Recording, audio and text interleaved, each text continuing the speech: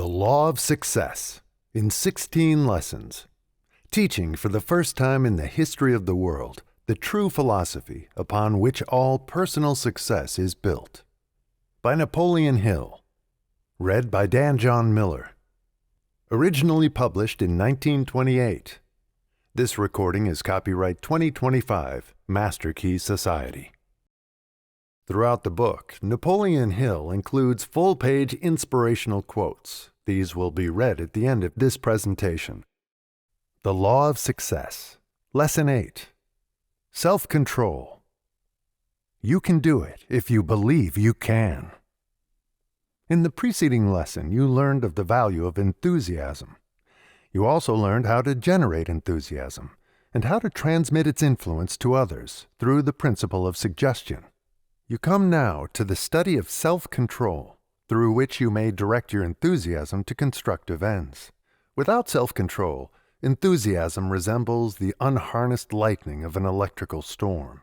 It may strike anywhere. It may destroy life and property.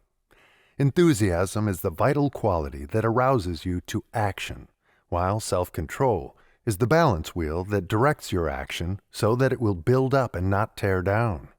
To be a person who is well-balanced, you must be a person in whom enthusiasm and self-control are equalized.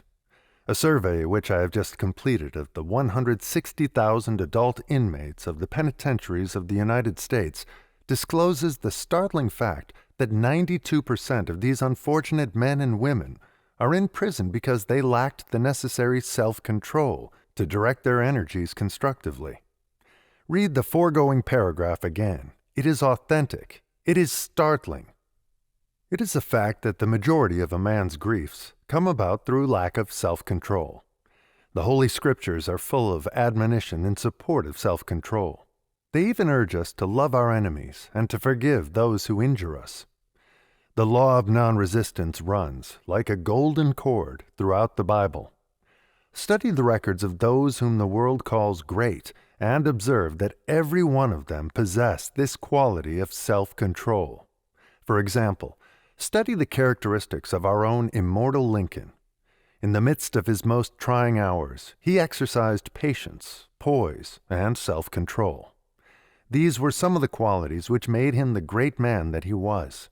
He found disloyalty in some of the members of his cabinet, but for the reason that this disloyalty was toward him personally, and because those in whom he found it had qualities which made them valuable to his country, Lincoln exercised self-control and disregarded the objectionable qualities. How many men do you know who have self-control to equal this? In language more forceful than it was polished, Billy Sunday exclaimed from the pulpit, "There is something as rotten as hell about the man who is always trying to show some other fellow up."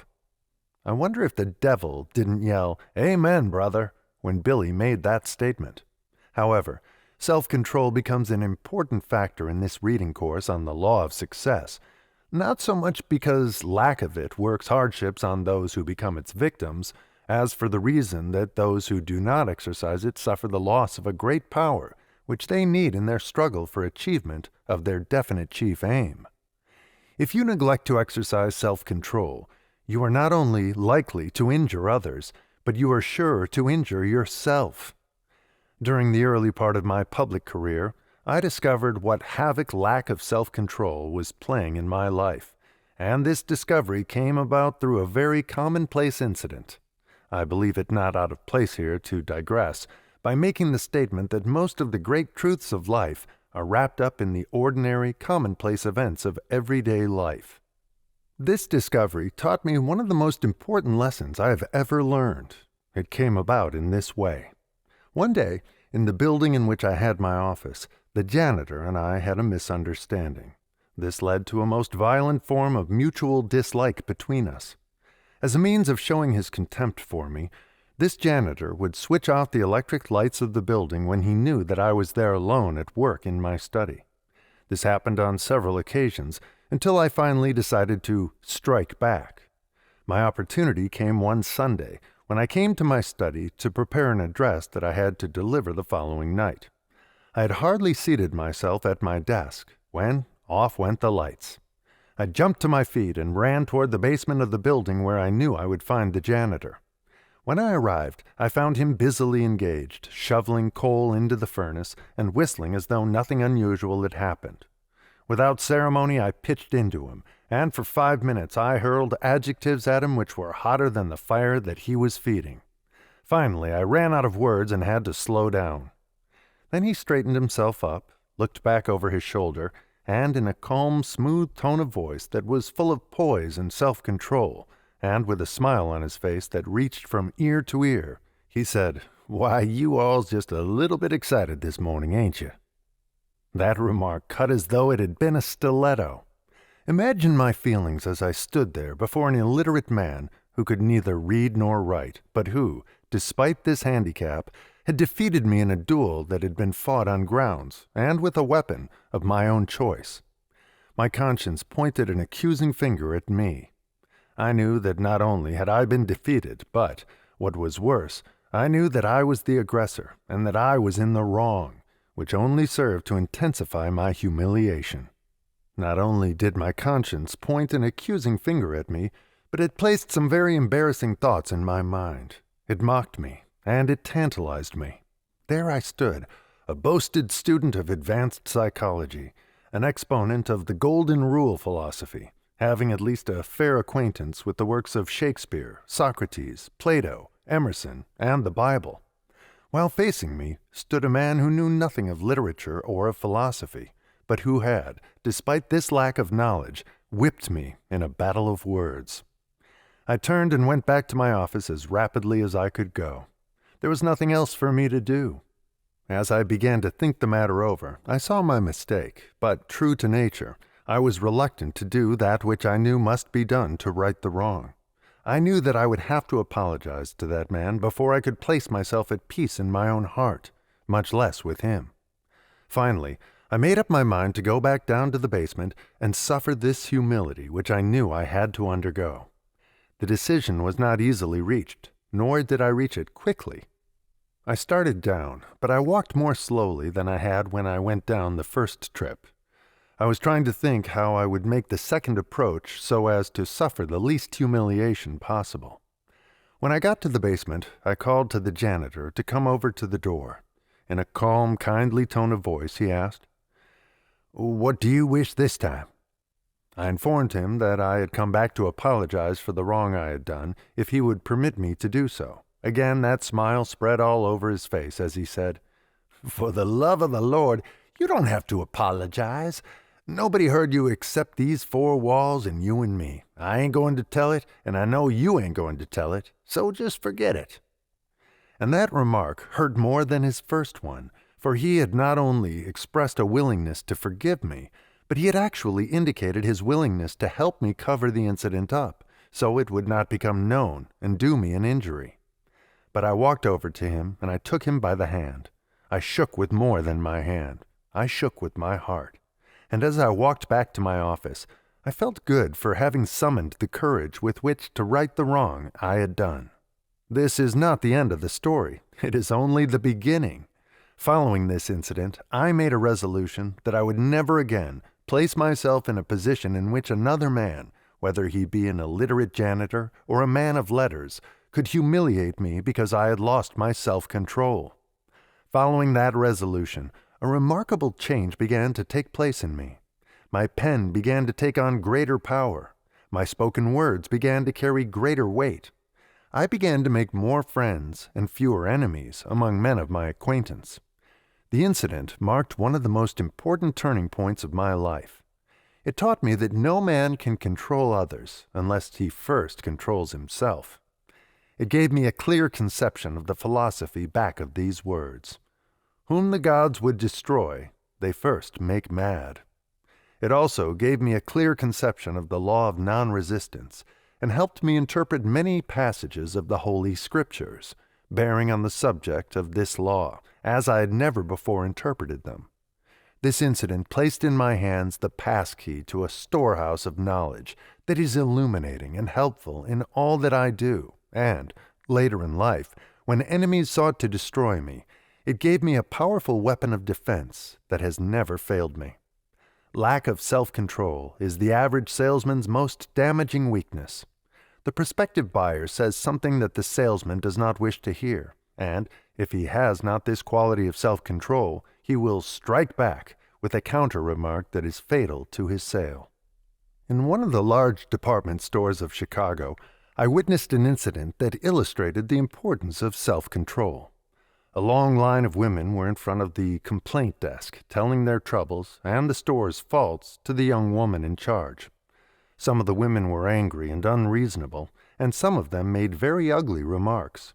The young woman at the desk received the disgruntled women without the slightest sign of resentment at their remarks. With a smile on her face, she directed these women to the proper departments with such charming grace and poise that I marveled at her self-control.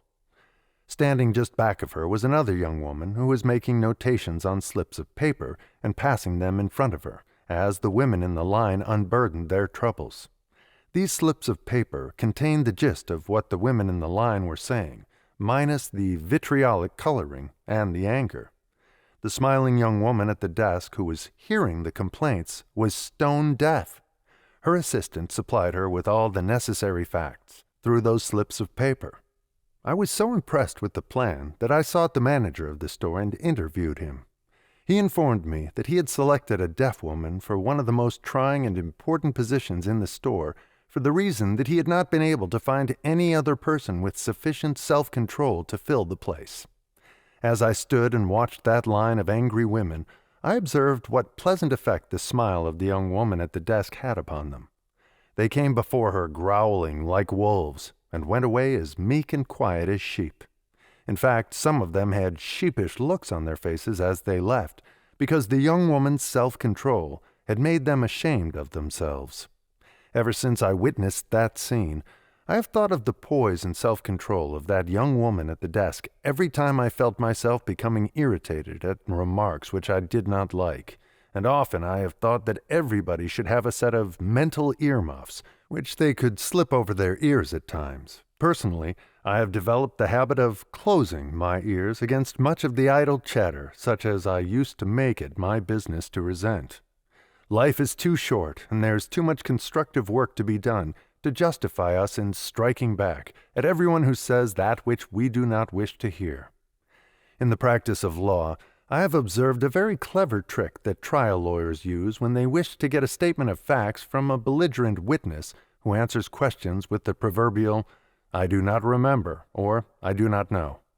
When everything else fails, they manage to make such a witness angry, and in this state of mind, they cause him to lose his self-control and make statements that he would not have made had he kept a cool head. Most of us go through life with our weather eye cast skyward in quest of trouble. We usually find that for which we are looking.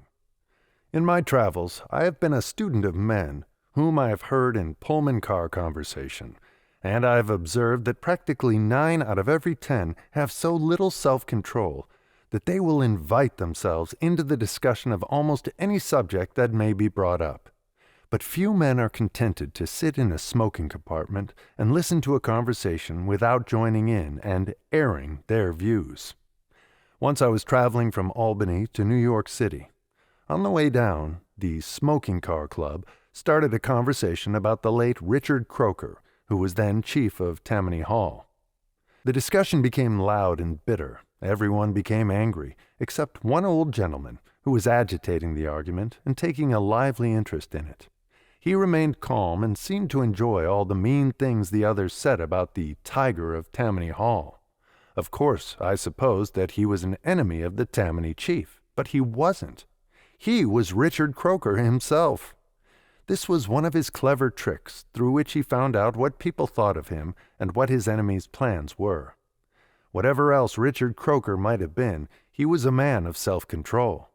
Perhaps that is one reason why he remained undisputed boss of Tammany Hall as long as he did. Men who control themselves usually boss the job, no matter what it may be. Please read again the last sentence of the preceding paragraph, for it carries a subtle suggestion that might be of profit to you. This is a commonplace incident, but it is in just such incidents that the great truths of life are hidden. hidden because the settings are ordinary and commonplace. Not long ago, I accompanied my wife on a bargain hunting bee.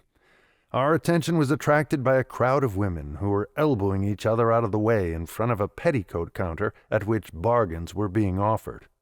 One lady, who looked to be about 45 years of age, crawled on her hands and knees through the crowd and bobbed up in front of a customer who had engaged the attention of the saleswoman ahead of her. In a loud, high-pitched tone of voice, she demanded attention.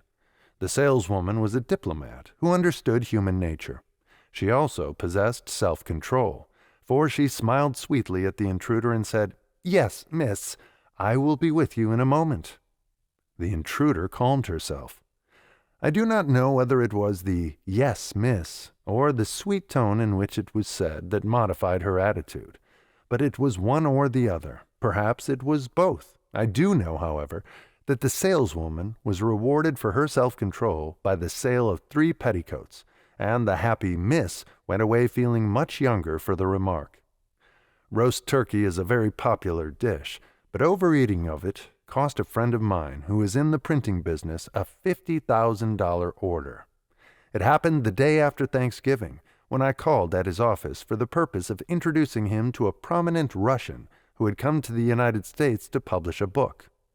The Russian spoke broken English, and it was therefore hard for him to make himself easily understood. During the interview, he asked my printer friend a question which was mistaken as a reflection upon his ability as a printer. In an unguarded moment, he countered with this remark: "The trouble with you Bolsheviks is that you look with suspicion on the remainder of the world just because of your own short-sightedness." My Bolshevik friend nudged me on the elbow and whispered, "The gentleman seems to be sick.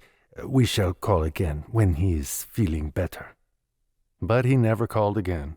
He placed his order with another printer, and I learned afterward that the profit on that order was more than $10,000. $10,000 seems a high price to pay for a plate of turkey, but that is the price that it cost my printer friend.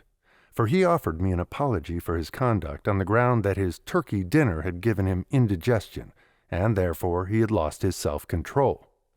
One of the largest chain store concerns in the world has adopted a unique, though effective, method of employing salespeople who have developed the essential quality of self-control, which all successful salespeople must possess.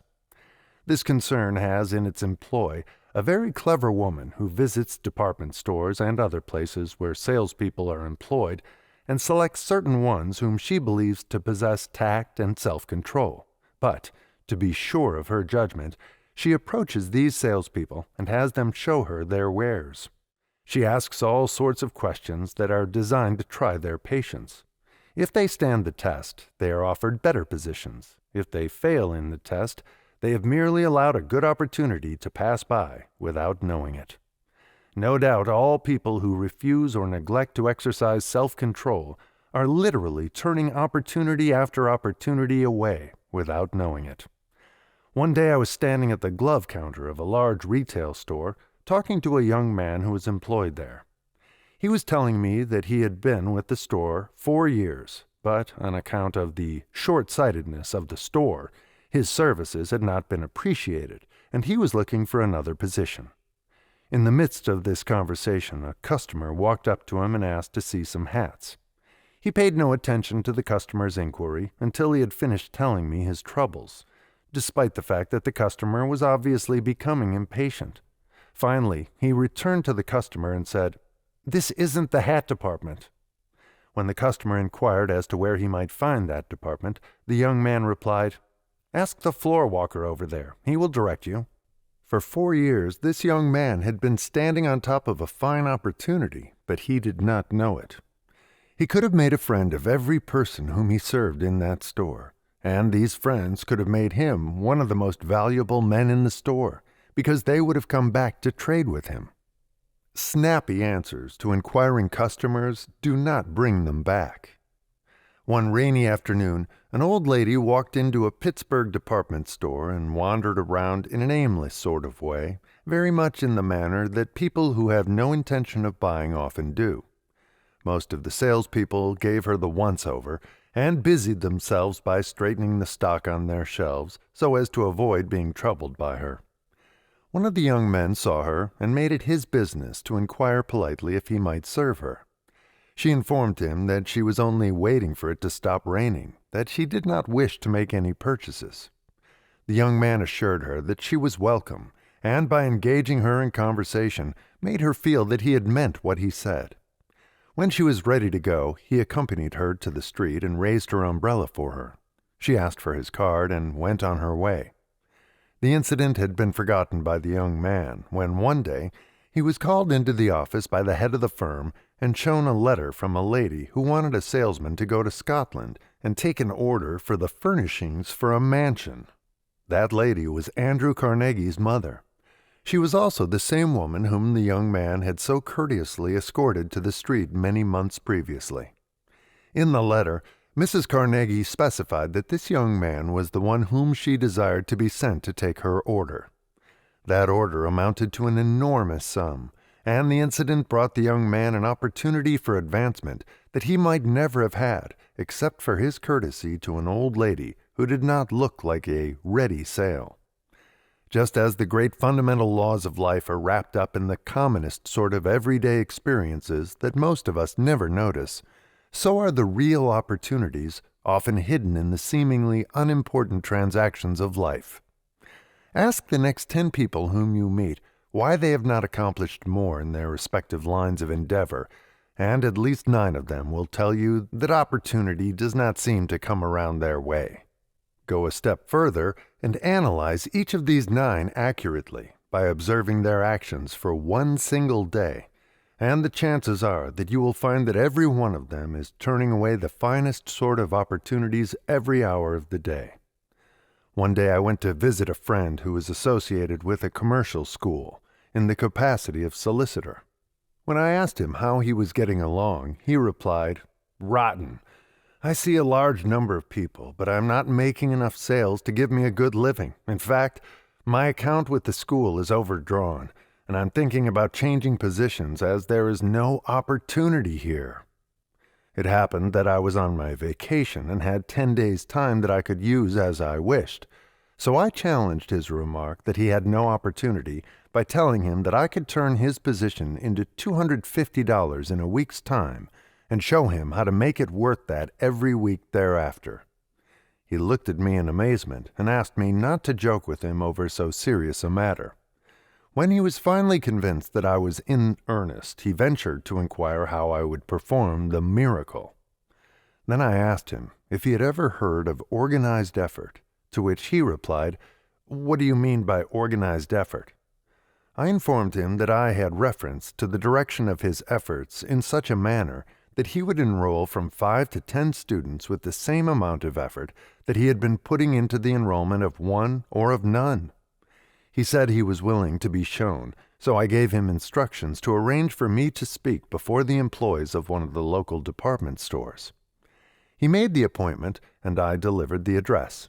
In my talk, I outlined a plan through which the employees could not only increase their ability so that they could earn more money in their present positions, but it also offered them an opportunity to prepare themselves for greater responsibilities and better positions.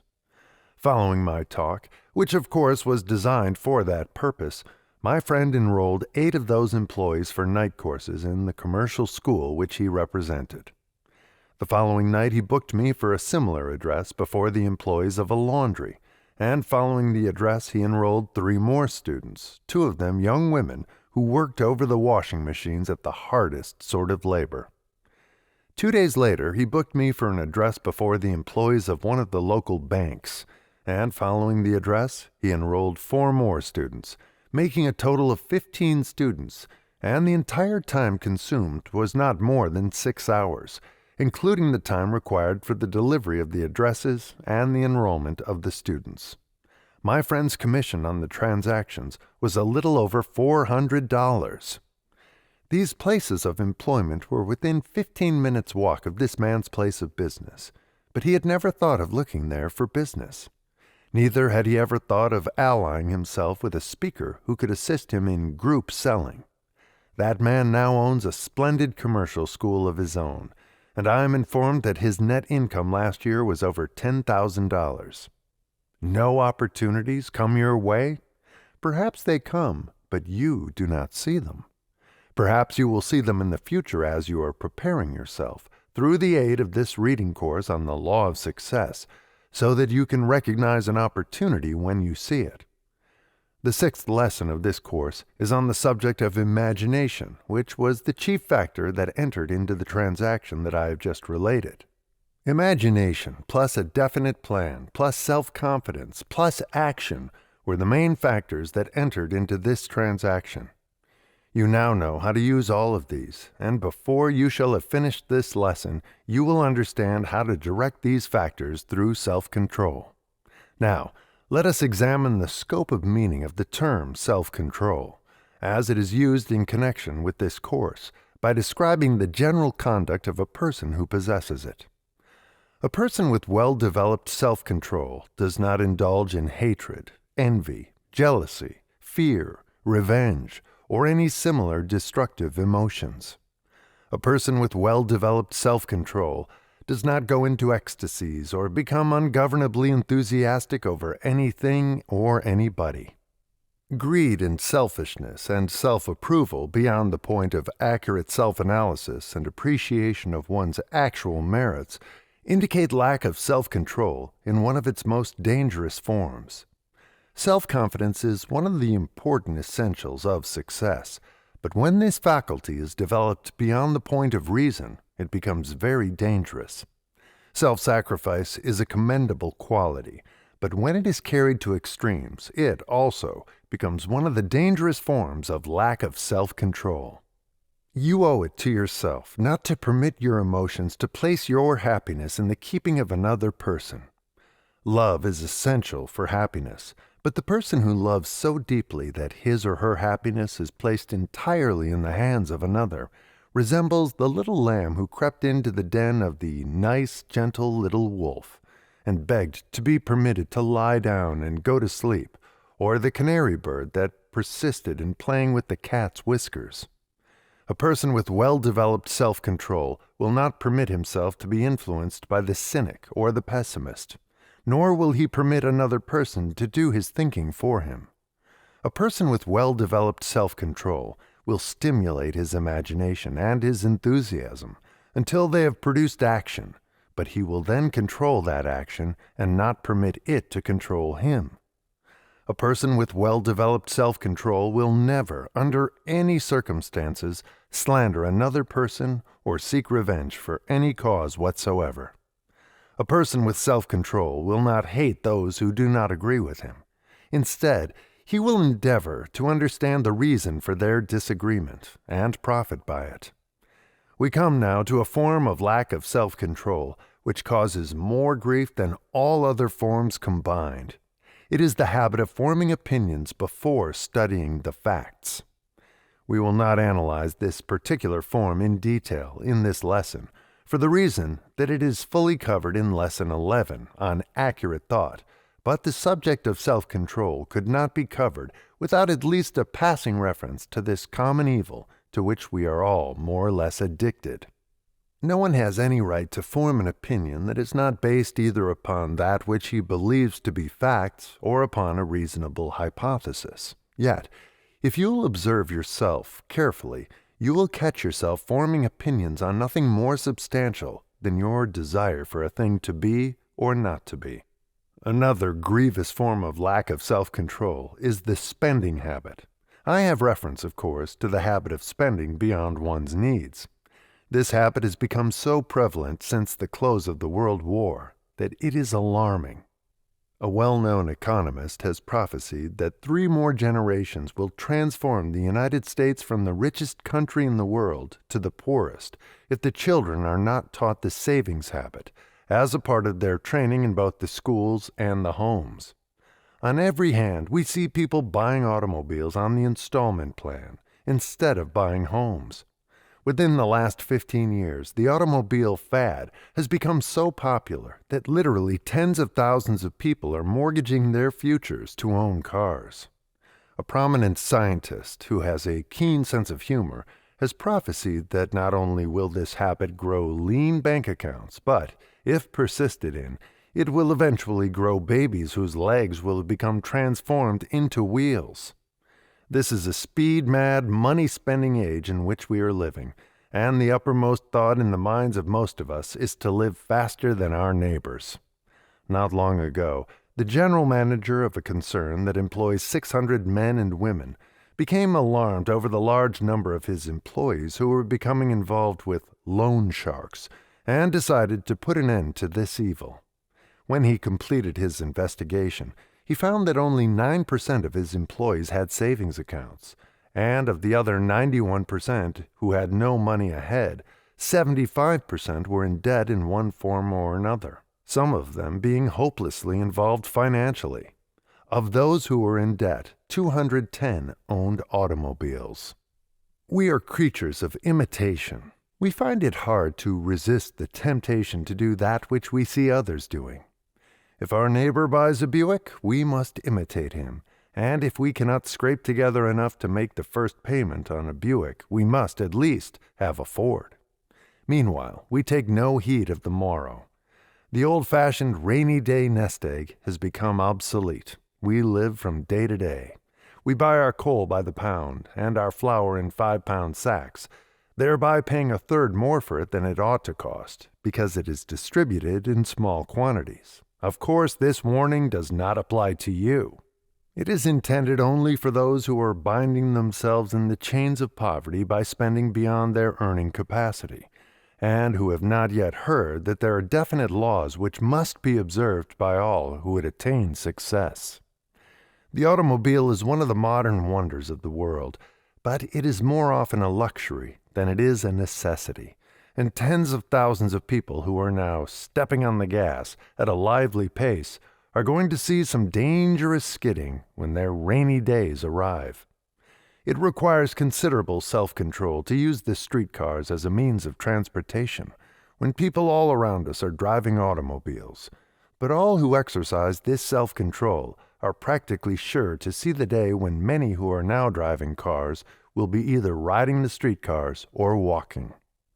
It was this modern tendency to spend the entire income which prompted Henry Ford to safeguard his employees with certain restrictions when he established his famous $5 a day minimum wage scale.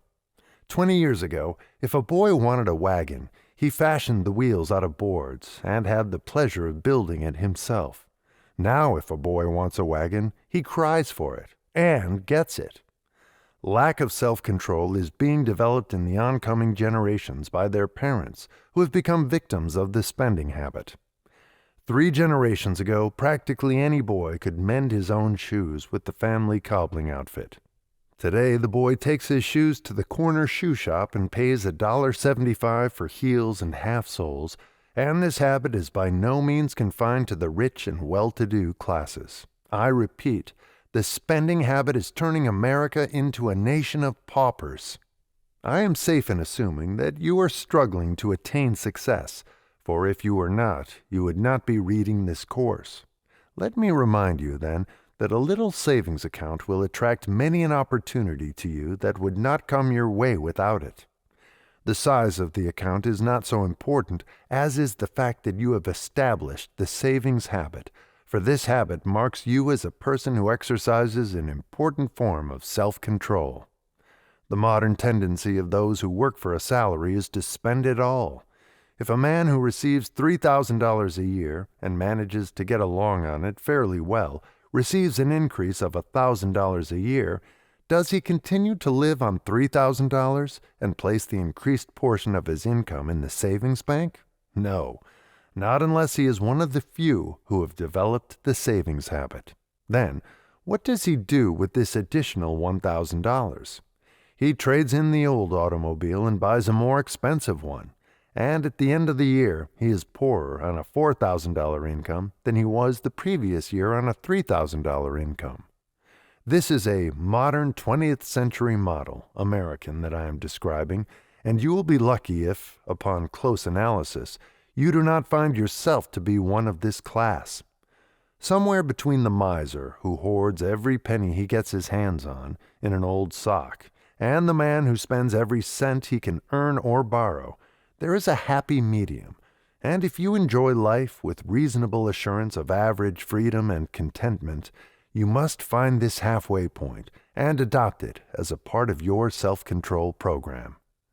Self-discipline is the most essential factor in the development of personal power because it enables you to control your appetite and your tendency to spend more than you earn, and your habit of striking back at those who offend you, and the other destructive habits which cause you to dissipate your energies through non-productive effort that takes on forms too numerous to be cataloged in this lesson. Very early in my public career, I was shocked when I learned how many people there are who devote most of their energies to tearing down that which the builders construct. By some queer turn of the wheel of fate, one of these destroyers crossed my path by making it his business to try to destroy my reputation. At first I was inclined to strike back at him, but as I sat at my typewriter late one night, a thought came to me which changed my entire attitude toward this man. Removing the sheet of paper that was in my typewriter, I inserted another one on which I stated this thought in these words: "You have a tremendous advantage over the man who does you an injury. You have it within your power to forgive him, while he has no such advantage over you." As I finished writing those lines, I made up my mind that I had come to the point at which I had to decide upon a policy that would serve as a guide concerning my attitude toward those who criticize my work or try to destroy my reputation. I reached this decision by reasoning something after this fashion. Two courses of action were open to me. I could waste much of my time and energy in striking back at those who would try to destroy me, or I could devote this energy to furthering my life work and let the result of that work serve as my sole answer to all who would criticize my efforts or question my motives. I decided upon the latter as being the better policy and adopted it. By their deeds you shall know them. If your deeds are constructive and you are at peace with yourself in your own heart, you will not find it necessary to stop and explain your motives, for they will explain themselves. The world soon forgets its destroyers. It builds its monuments to and bestows its honors upon none but its builders. Keep this fact in mind, and you will more easily reconcile yourself to the policy of refusing to waste your energies by striking back at those who offend you. Every person who amounts to anything in this world comes to the point, sooner or later, at which he is forced to settle this question of policy toward his enemies. And if you want proof that it pays to exercise sufficient self-control to refrain from dissipating your vital energies by striking back, then study the records of all who have risen to high stations in life and observe how carefully they curbed this destructive habit. It is a well-known fact that no man ever reached a high station in life without opposition of a violent nature from jealous and envious enemies. The late President Warren G. Harding and ex-President Wilson and John H. Patterson of the National Cash Register Company and scores of others whom I could mention were victims of this cruel tendency of a certain type of depraved man to destroy reputation. But these men wasted no time explaining or striking back at their enemies. They exercised self-control. I do not know that these attacks on men who are in public life, cruel and unjust and untruthful as they often are, serve a good purpose. In my own case, I know that I made a discovery that was of great value to me, as a result of a series of bitter attacks which a contemporary journalist launched against me. I paid no attention to these attacks for 4 or 5 years, until finally they became so bold that I decided to override my policy and strike back at my antagonist. I sat down at my typewriter and began to write. In all of my experience as a writer, I do not believe I ever assembled such a collection of biting adjectives as those which I used on this occasion. The more I wrote, the more angry I became, until I had written all that I could think of on the subject. As the last line was finished, a strange feeling came over me. It was not a feeling of bitterness toward the man who had tried to injure me. It was a feeling of compassion, of sympathy, of forgiveness.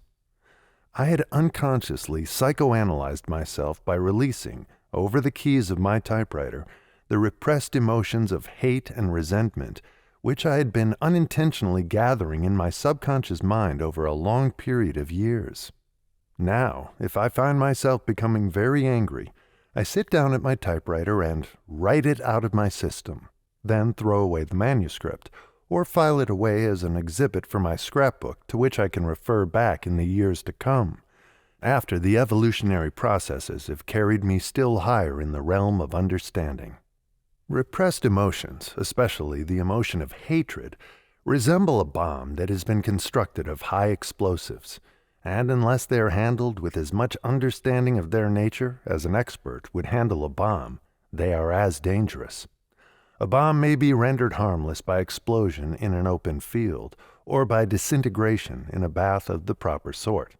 Also, a feeling of anger or hatred may be rendered harmless by giving expression to it in a manner that harmonizes with the principle of psychoanalysis.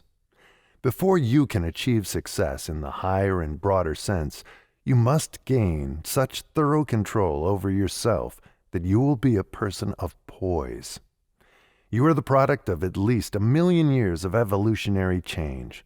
For countless generations preceding you, nature has been tempering and refining the materials that have gone into your makeup.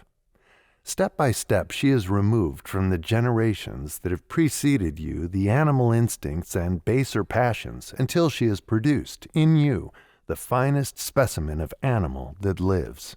She has endowed you, through this slow evolutionary process, with reason and poise and balance sufficient to enable you to control and do with yourself whatever you will.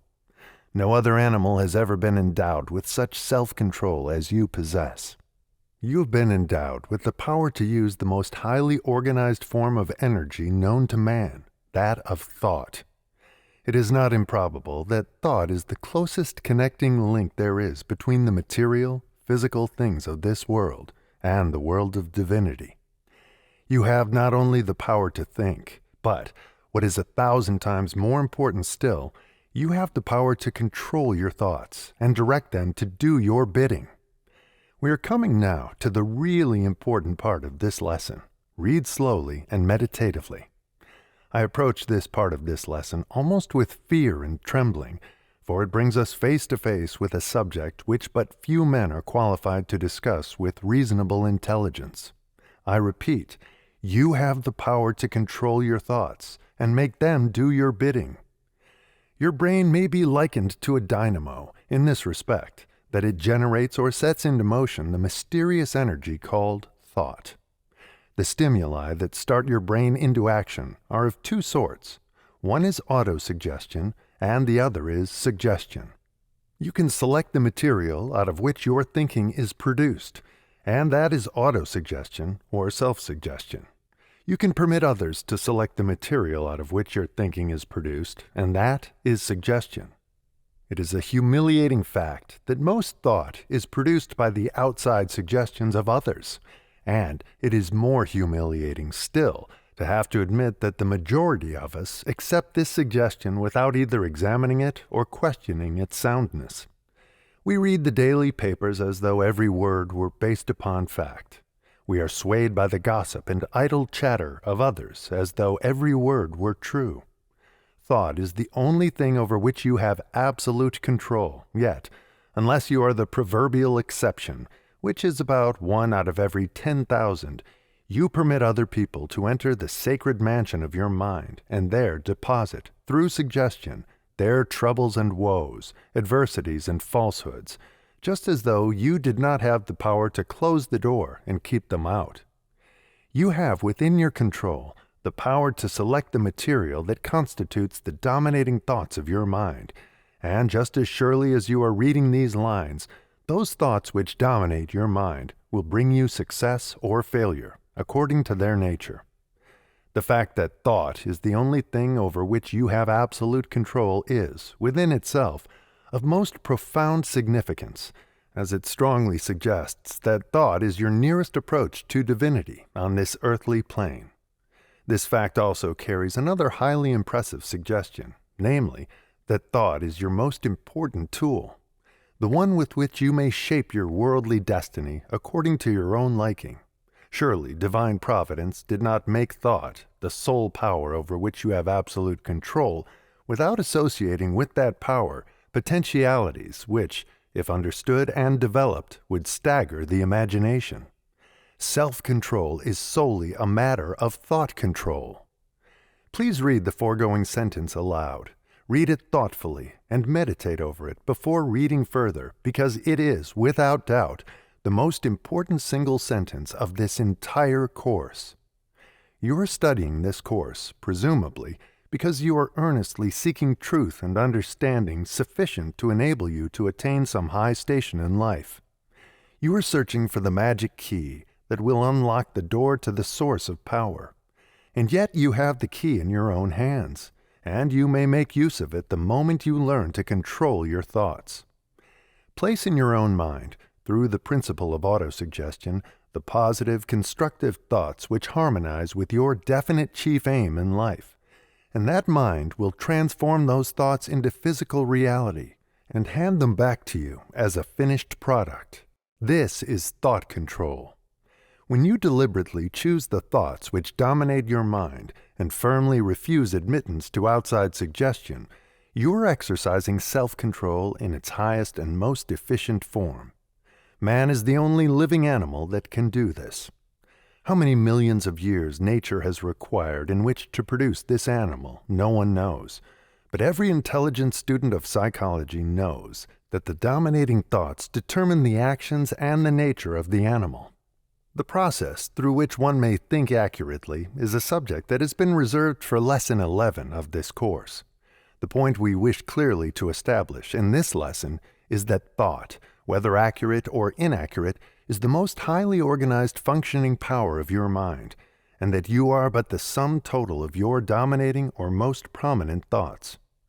If you would be a master salesman, whether of goods and wares or of personal services, you must exercise sufficient self-control to shut out all adverse arguments and suggestions. Most salesmen have so little self-control that they hear the prospective purchaser say no even before he says it. Not a few salesmen hear this fatal word no even before they come into the presence of their prospective purchaser. They have so little self-control that they actually suggest to themselves that their prospective purchaser will say no when asked to purchase their wares. How different is the man of self-control! He not only suggests to himself that his prospective purchaser will say yes, but if the desired yes is not forthcoming, he stays on the job until he breaks down the opposition and forces a yes. If his prospective purchaser says no, he does not hear it. If his prospective purchaser says no a second and a third and a fourth time, he does not hear it, for he is a man of self-control, and he permits no suggestions to reach his mind except those which he desires to influence him. The master salesman, whether he be engaged in selling merchandise or personal services or sermons or public addresses, understands how to control his own thoughts. Instead of being a person who accepts, with meek submission, the suggestions of others, he is a person who persuades others to accept his suggestions. By controlling himself and by placing only positive thoughts in his own mind, he thereby becomes a dominating personality, a master salesman. This, too, is self-control. A master salesman is one who takes the offensive and never the defensive side of an argument, if argument arises. Please read the foregoing sentence again.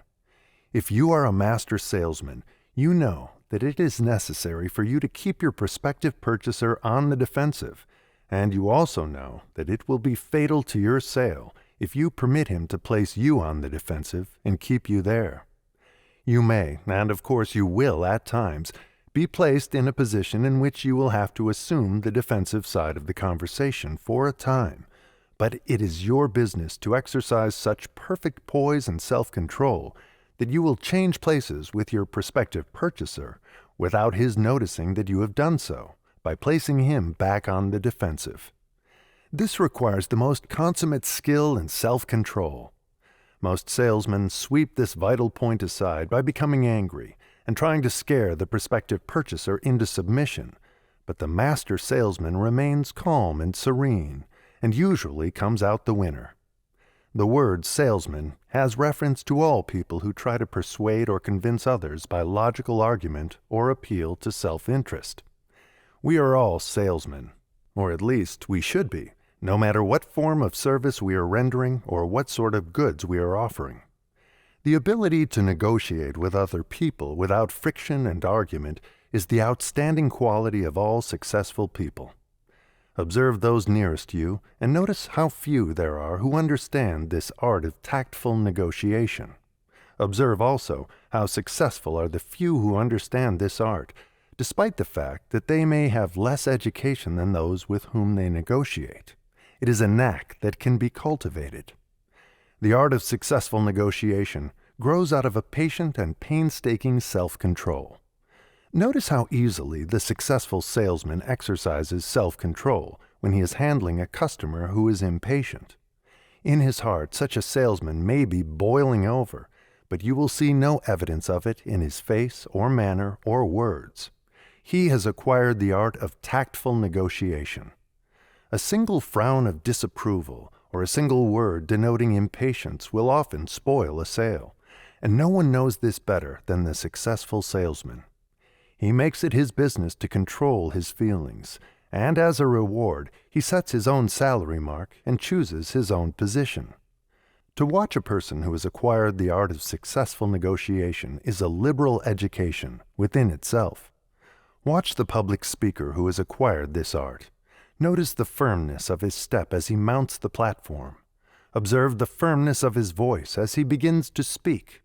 Study the expression on his face as he sweeps his audience with the mastery of his argument. He has learned how to negotiate without friction. Watch the physician who has acquired this art as he walks into the sick room and greets his patient with a smile. His bearing, the tone of his voice, the look of assurance on his face, all mark him as one who has acquired the art of successful negotiation, and the patient begins to feel better the moment he enters the sick room. Watch the foreman of the works who has acquired this art, and observe how his very presence spurs his men to greater effort and inspires them with confidence and enthusiasm. Watch the lawyer who has acquired this art, and observe how he commands the respect and attention of the court, the jury, and his fellow practitioners. There is something about the tone of his voice, the posture of his body, and the expression on his face which causes his opponent to suffer by comparison. He not only knows his case, but he convinces the court and the jury that he knows, and as his reward he wins his cases and claims big retaining fees. And all of this is predicated upon self-control, and self-control is the result of thought control.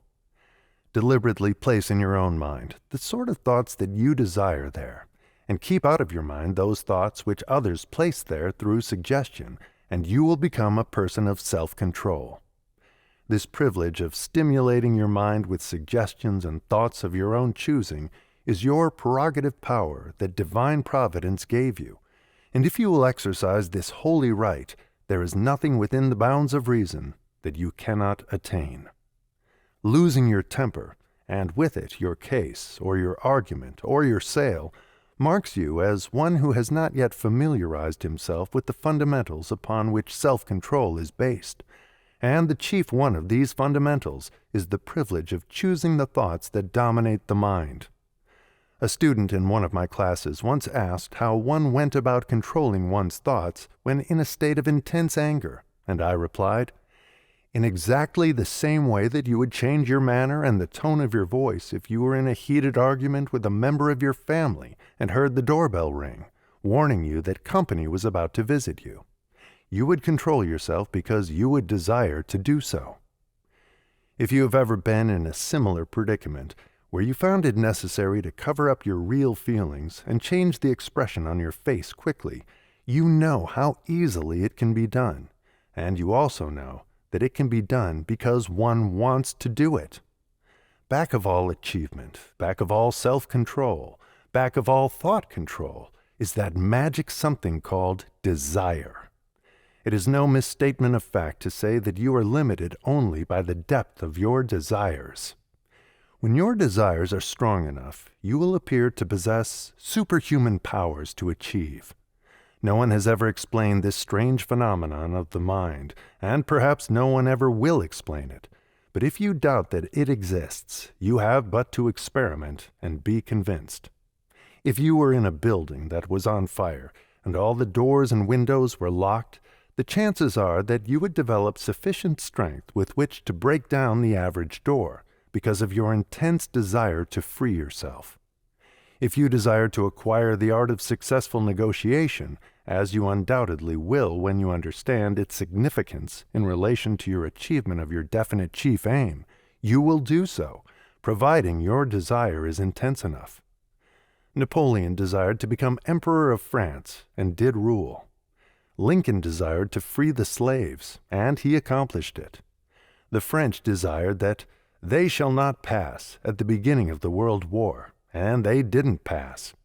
Edison desired to produce light with electricity, and he produced it, although he was many years in doing so.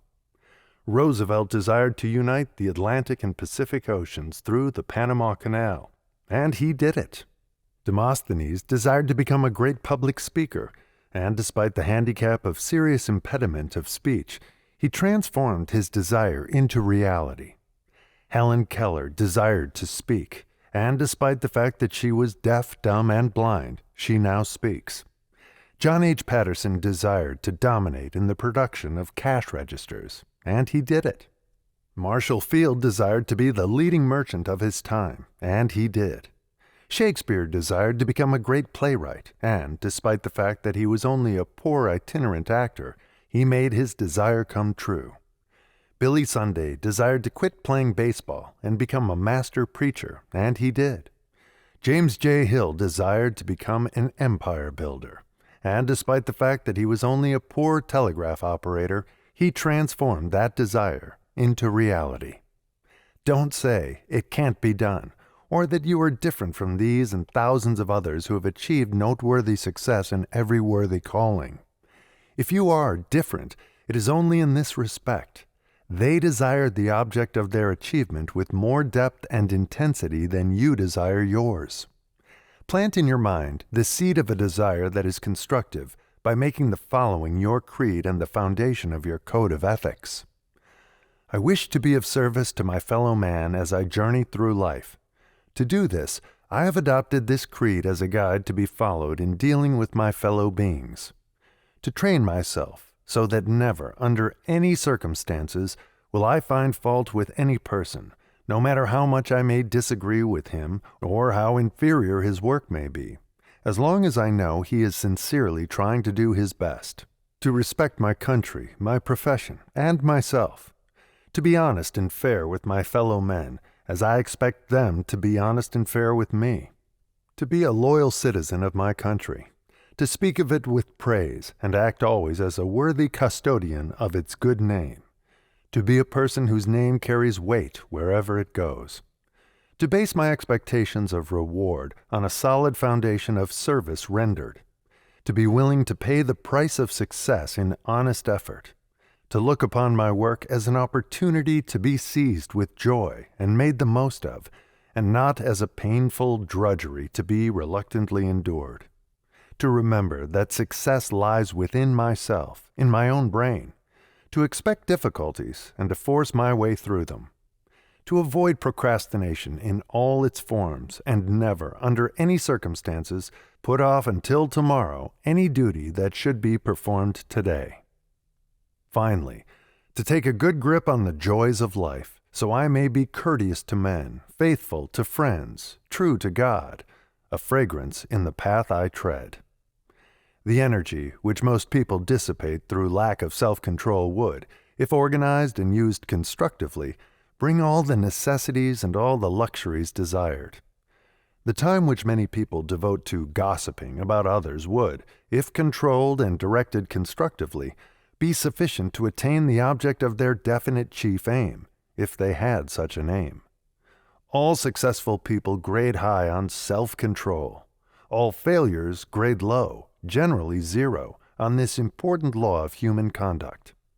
Study the comparative analysis chart in the introductory lesson and observe the self-control gradings of Jesse James and Napoleon.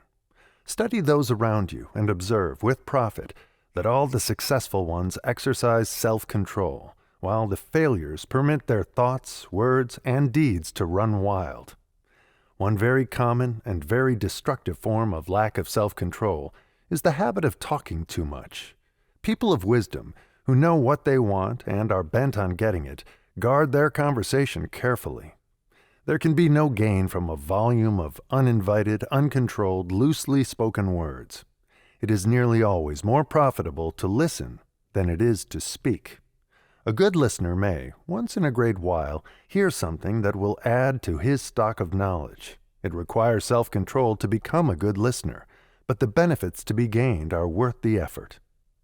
Taking the conversation away from another person is a common form of lack of self-control, which is not only discourteous, but it deprives those who do it of many valuable opportunities to learn from others. After completing this lesson, you should go back to the self-analysis chart in the introductory lesson and regrade yourself on the law of self-control. Perhaps you may wish to reduce your former grading somewhat.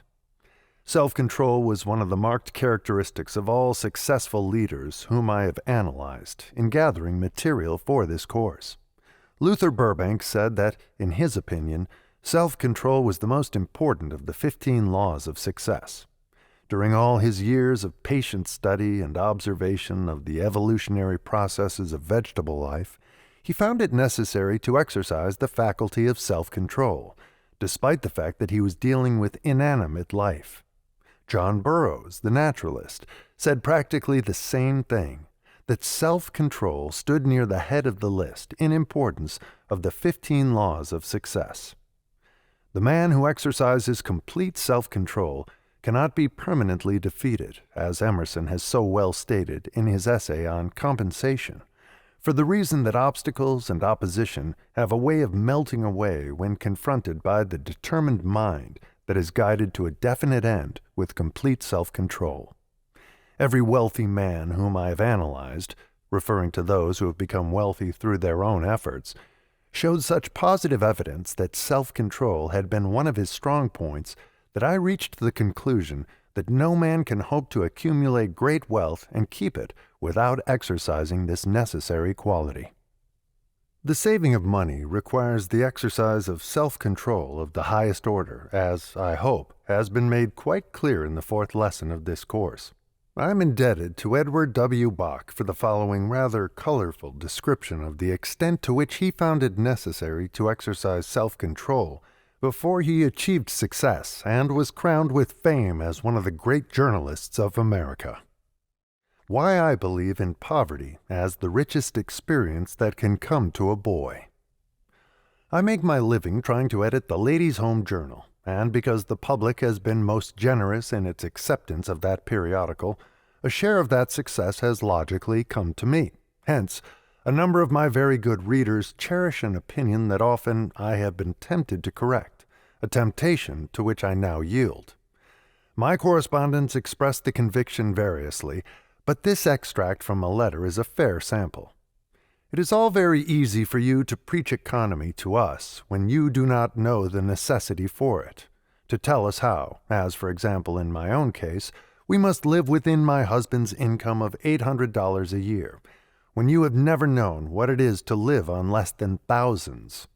Has it occurred to you, born with the proverbial silver spoon in your mouth, that theoretical writing is pretty cold and futile compared to the actual hand-to-mouth struggle that so many of us live, day by day, and year in and year out, an experience that you know not of? An experience that you know not of. Now, how far do the facts square with this statement? Whether or not I was born with the proverbial silver spoon in my mouth, I cannot say. It is true that I was born of well-to-do parents, but when I was 6 years old, my father lost all his means and faced life at 45 in a strange country without even necessaries. There are men and their wives who know what that means. for a man to try to come back at 45 and in a strange country. I had the handicap of not knowing one word of the English language.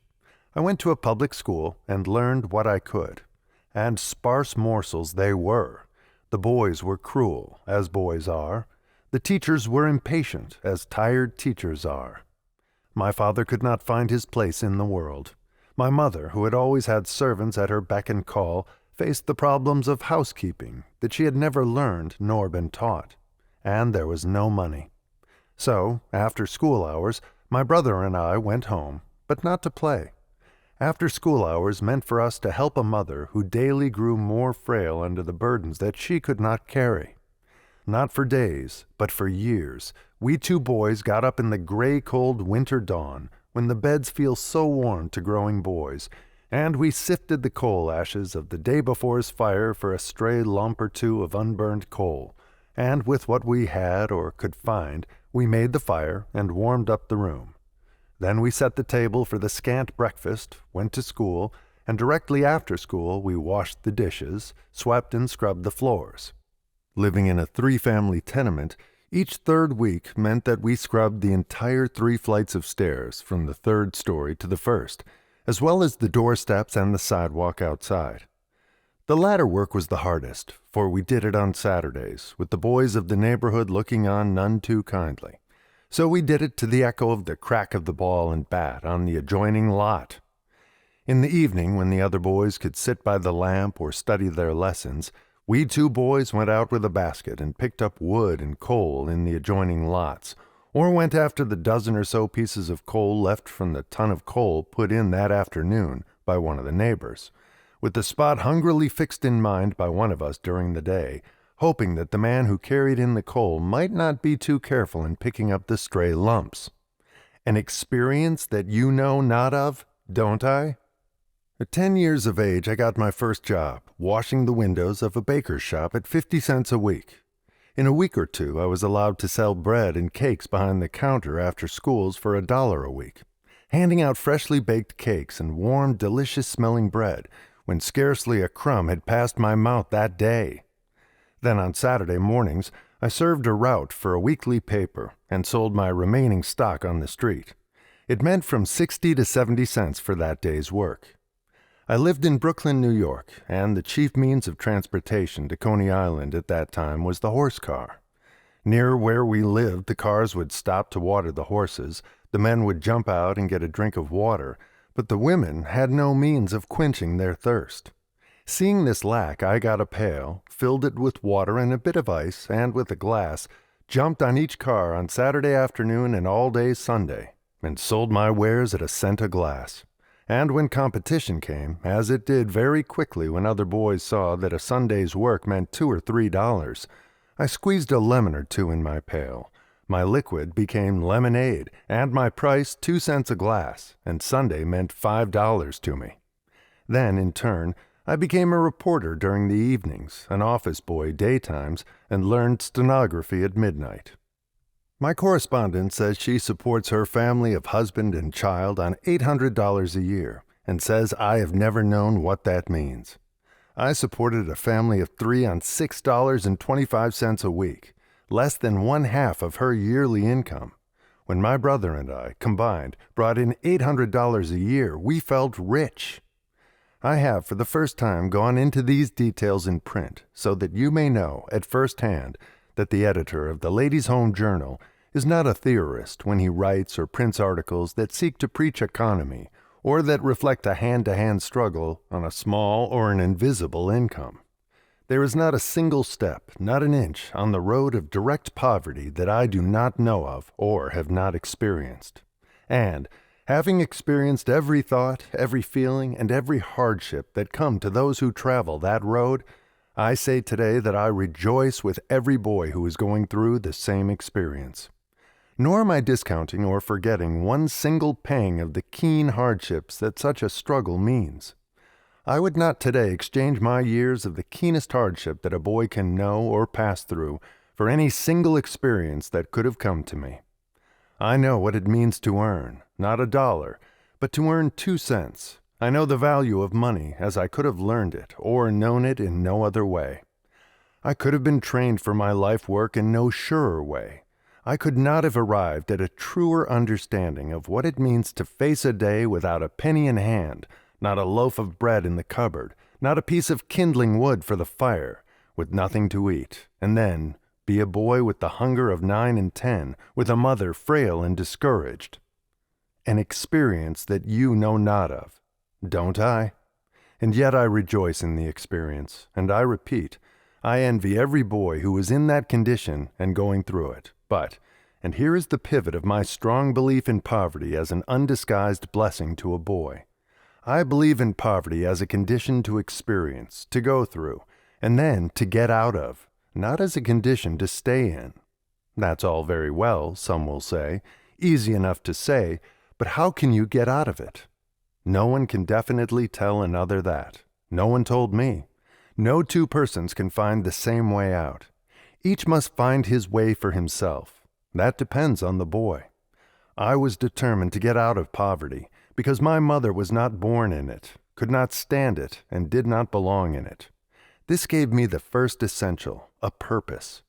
Then I backed up the purpose with effort and willingness to work, and to work at anything that came my way, no matter what it was, so long as it meant the way out.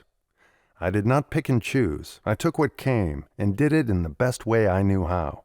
And when I didn't like what I was doing, I still did it well while I was doing it, but I saw to it that I didn't do it any longer than I had to do it. I used every rung in the ladder as a rung to the one above. It meant effort, but out of the effort and the work came the experience, the upbuilding, the development, the capacity to understand and sympathize, the greatest heritage that can come to a boy. And nothing in the world can give that to a boy, so that it will burn into him, as will poverty. That is why I believe so strongly in poverty, the greatest blessing in the way of the deepest and fullest experience that can come to a boy, but as I repeat, always as a condition to work out of, not to stay in. Before you can develop the habit of perfect self-control, you must understand the real need for this quality. Also, you must understand the advantages which self-control provides those who have learned how to exercise it. By developing self-control, you develop, also, other qualities that will add to your personal power. Among other laws which are available to the person who exercises self-control is the law of retaliation. You know what retaliate means. In the sense that we are using here, it means to return like for like, and not merely to avenge or to seek revenge, as is commonly meant by the use of this word. If I do you an injury, you retaliate at first opportunity. If I say unjust things about you, you will retaliate in kind, even in greater measure. On the other hand, if I do you a favor, you will reciprocate even in greater measure if possible. Through the proper use of this law, I can get you to do whatever I wish you to do. If I wish you to dislike me and to lend your influence toward damaging me, I can accomplish this result by inflicting upon you the sort of treatment that I want you to inflict upon me through retaliation. If I wish your respect, your friendship, and your cooperation, I can get these by extending to you my friendship and cooperation. On these statements, I know that we are together. You can compare these statements with your own experience, and you will see how beautifully they harmonize. How often have you heard the remark, "What a wonderful personality that person has"? How often have you met people whose personalities you coveted? The man who attracts you to him through his pleasing personality is merely making use of the law of harmonious attraction, or the law of retaliation, both of which, when analyzed, mean that like attracts like. If you will study, understand, and make intelligent use of the law of retaliation, you will be an efficient and successful salesman. When you have mastered this simple law and learned how to use it, you will have learned all that can be learned about salesmanship. The first and probably the most important step to be taken in mastering this law is to cultivate complete self-control. You must learn to take all sorts of punishment and abuse without retaliating in kind. This self-control is a part of the price you must pay for mastery of the law of retaliation. When an angry person starts in to vilify and abuse you, justly or unjustly, just remember that if you retaliate in a like manner, you are being drawn down to that person's mental level. Therefore, that person is dominating you. On the other hand, if you refuse to become angry, if you retain your self-composure and remain calm and serene, you retain all your ordinary faculties through which to reason. You take the other fellow by surprise. You retaliate with a weapon with the use of which he is unfamiliar. Consequently, you easily dominate him. Like attracts like. There's no denying this. Literally speaking, every person with whom you come in contact is a mental looking glass in which you may see a perfect reflection of your own mental attitude. As an example of direct application of the law of retaliation, let us cite an experience that I recently had with my two small boys, Napoleon Jr. and James. We were on our way to the park to feed the birds and squirrels. Napoleon Jr. had bought a bag of peanuts, and James had bought a box of Cracker Jack. James took a notion to sample the peanuts. Without asking permission, he reached over and made a grab for the bag. He missed, and Napoleon Jr. retaliated with his left fist, which landed rather briskly on James' jaw. I said to James, "Now see here, son, you didn't go about getting those peanuts in the right manner. Let me show you how to get them." It all happened so quickly that I hadn't the slightest idea when I spoke what I was going to suggest to James, but I sparred for time to analyze the occurrence and work out a better way, if possible, than that adopted by him. Then I thought of the experiments we had been making in connection with the law of retaliation. So I said to James, "Open your box of Cracker Jack and offer your little brother some and see what happens." After considerable coaxing, I persuaded him to do this. Then a remarkable thing happened, a happening out of which I learned my greatest lesson in salesmanship. Before Napoleon would touch the Cracker Jack, he insisted on pouring some of his peanuts into James' overcoat pocket. He retaliated in kind. Out of this simple experiment with two small boys, I learned more about the art of managing them than I could have learned in any other manner. Incidentally, my boys are beginning to learn how to manipulate this law of retaliation, which saves them many a physical combat. None of us have advanced far beyond Napoleon Jr. and James as far as the operation and influence of the law of retaliation is concerned. We are all just grown-up children and easily influenced through this principle. The habit of retaliating in kind is so universally practiced among us that we can properly call this habit the law of retaliation. If a person presents us with a gift, we never feel satisfied until we have retaliated with something as good or better than that which we received. If a person speaks well of us, we increase our admiration for that person, and we retaliate in return. Through the principle of retaliation, we can actually convert our enemies into loyal friends. If you have an enemy whom you wish to convert into a friend, you can prove the truth of this statement if you will forget that dangerous millstone hanging around your neck, which we call pride, stubbornness. Make a habit of speaking to this enemy with unusual cordiality. Go out of your way to favor him in every manner possible. He may seem immovable at first, but gradually he will give way to your influence and retaliate in kind. The hottest coals of fire ever heaped upon the head of one who has wronged you are the coals of human kindness. One morning in August 1863, a young clergyman was called out of bed in a hotel at Lawrence, Kansas. The man who called him was one of Quantrell's guerrillas, and he wanted him to hurry downstairs and be shot. All over the border that morning, people were being murdered. A band of raiders had ridden in early to perpetrate the Lawrence massacre. The guerrilla who called the clergyman was impatient. The latter, when fully awake, was horrified by what he saw going on through his window. As he came downstairs, the guerrilla demanded his watch and money, and then wanted to know if he was an abolitionist.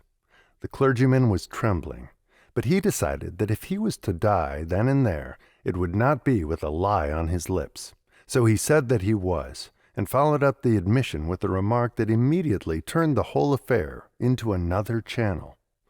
He and the gorilla sat down on the porch while people were being killed through the town and had a long talk. It lasted until the raiders were ready to leave. When the clergyman's gorilla mounted to join his Confederates, he was strictly on the defensive. He handed back the New Englander's valuables, apologized for disturbing him, and asked to be thought well of. That clergyman lived many years after the Lawrence massacre. What did he say to the gorilla? What was there in his personality that led the latter to sit down and talk? What did they talk about? "Are you a Yankee abolitionist?" the gorilla had asked. "Yes, I am," was the reply. "And you know very well that you ought to be ashamed of what you're doing." This drew the matter directly to a moral issue. It brought the gorilla up roundly. The clergyman was only a stripling beside this seasoned border ruffian. But he threw a burden of moral proof onto the raider, and in a moment the latter was trying to demonstrate that he might be a better fellow than circumstances would seem to indicate. After waking this New Englander to kill him on account of his politics, he spent 20 minutes on the witness stand trying to prove an alibi. He went into his personal history at length. He explained matters from the time when he had been a tough little kid who wouldn't say his prayers, and became quite sentimental in recalling how one thing had led to another, and that to something worse, until, well, here he was, and a mighty bad business to be in, partner. His last request in riding away was, "Now, partner, don't think too hard of me, will you?" The New England clergyman made use of the law of retaliation, whether he knew it at that time or not. Imagine what would have happened had he come downstairs with a revolver in his hand and started to meet physical force with physical force. But he didn't do this. He mastered the gorilla because he fought him with a force that was unknown to the brigand. Why is it that when once a man begins to make money, the whole world seems to beat a pathway to his door? Take any person that you know who enjoys financial success, and he will tell you that he is being constantly sought, and that opportunities to make money are constantly being urged upon him. To him that hath shall be given, but to him that hath not shall be taken away even that which he hath. This quotation from the Bible used to seem ridiculous to me, yet how true it is when reduced to its concrete meaning. Yes, to him that hath shall be given. If he hath failure, lack of self-confidence, hatred, or lack of self-control, to him shall these qualities be given in still greater abundance. But if he hath success, self-confidence, self-control, patience, persistence, and determination, to him shall these qualities be increased. Sometimes it may be necessary to meet force with force until we overpower our opponent or adversary. But while he is down is a splendid time to complete the retaliation by taking him by the hand and showing him a better way to settle disputes. Like attracts like. Germany sought to bathe her sword in human blood in a ruthless escapade of conquest. As a result, she has drawn the retaliation in kind of most of the civilized world. It is for you to decide what you want your fellow men to do, and it is for you to get them to do it through the law of retaliation. The divine economy is automatic and very simple. We receive only that which we give. How true it is that we receive only that which we give. It is not that which we wish for that comes back to us, but that which we give. I implore you to make use of this law, not alone for material gain, but, better still, for the attainment of happiness and goodwill toward men. This, after all, is the only real success for which to strive. Summary. In this lesson we have learned a great principle, probably the most important major principle of psychology.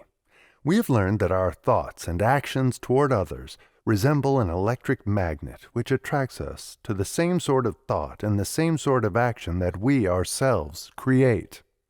We have learned that like attracts like, whether in thought or in expression of thought through bodily action. We have learned that the human mind responds in kind to whatever thought impressions it receives. We have learned that the human mind resembles Mother Earth in that it will reproduce a crop of muscular action which corresponds in kind to the sensory impressions planted in it. We have learned that kindness begets kindness, and unkindness and injustice beget unkindness and injustice. We have learned that our actions toward others, whether of kindness or unkindness, justice or injustice, come back to us, even in a larger measure. We have learned that the human mind responds in kind to all sensory impressions it receives.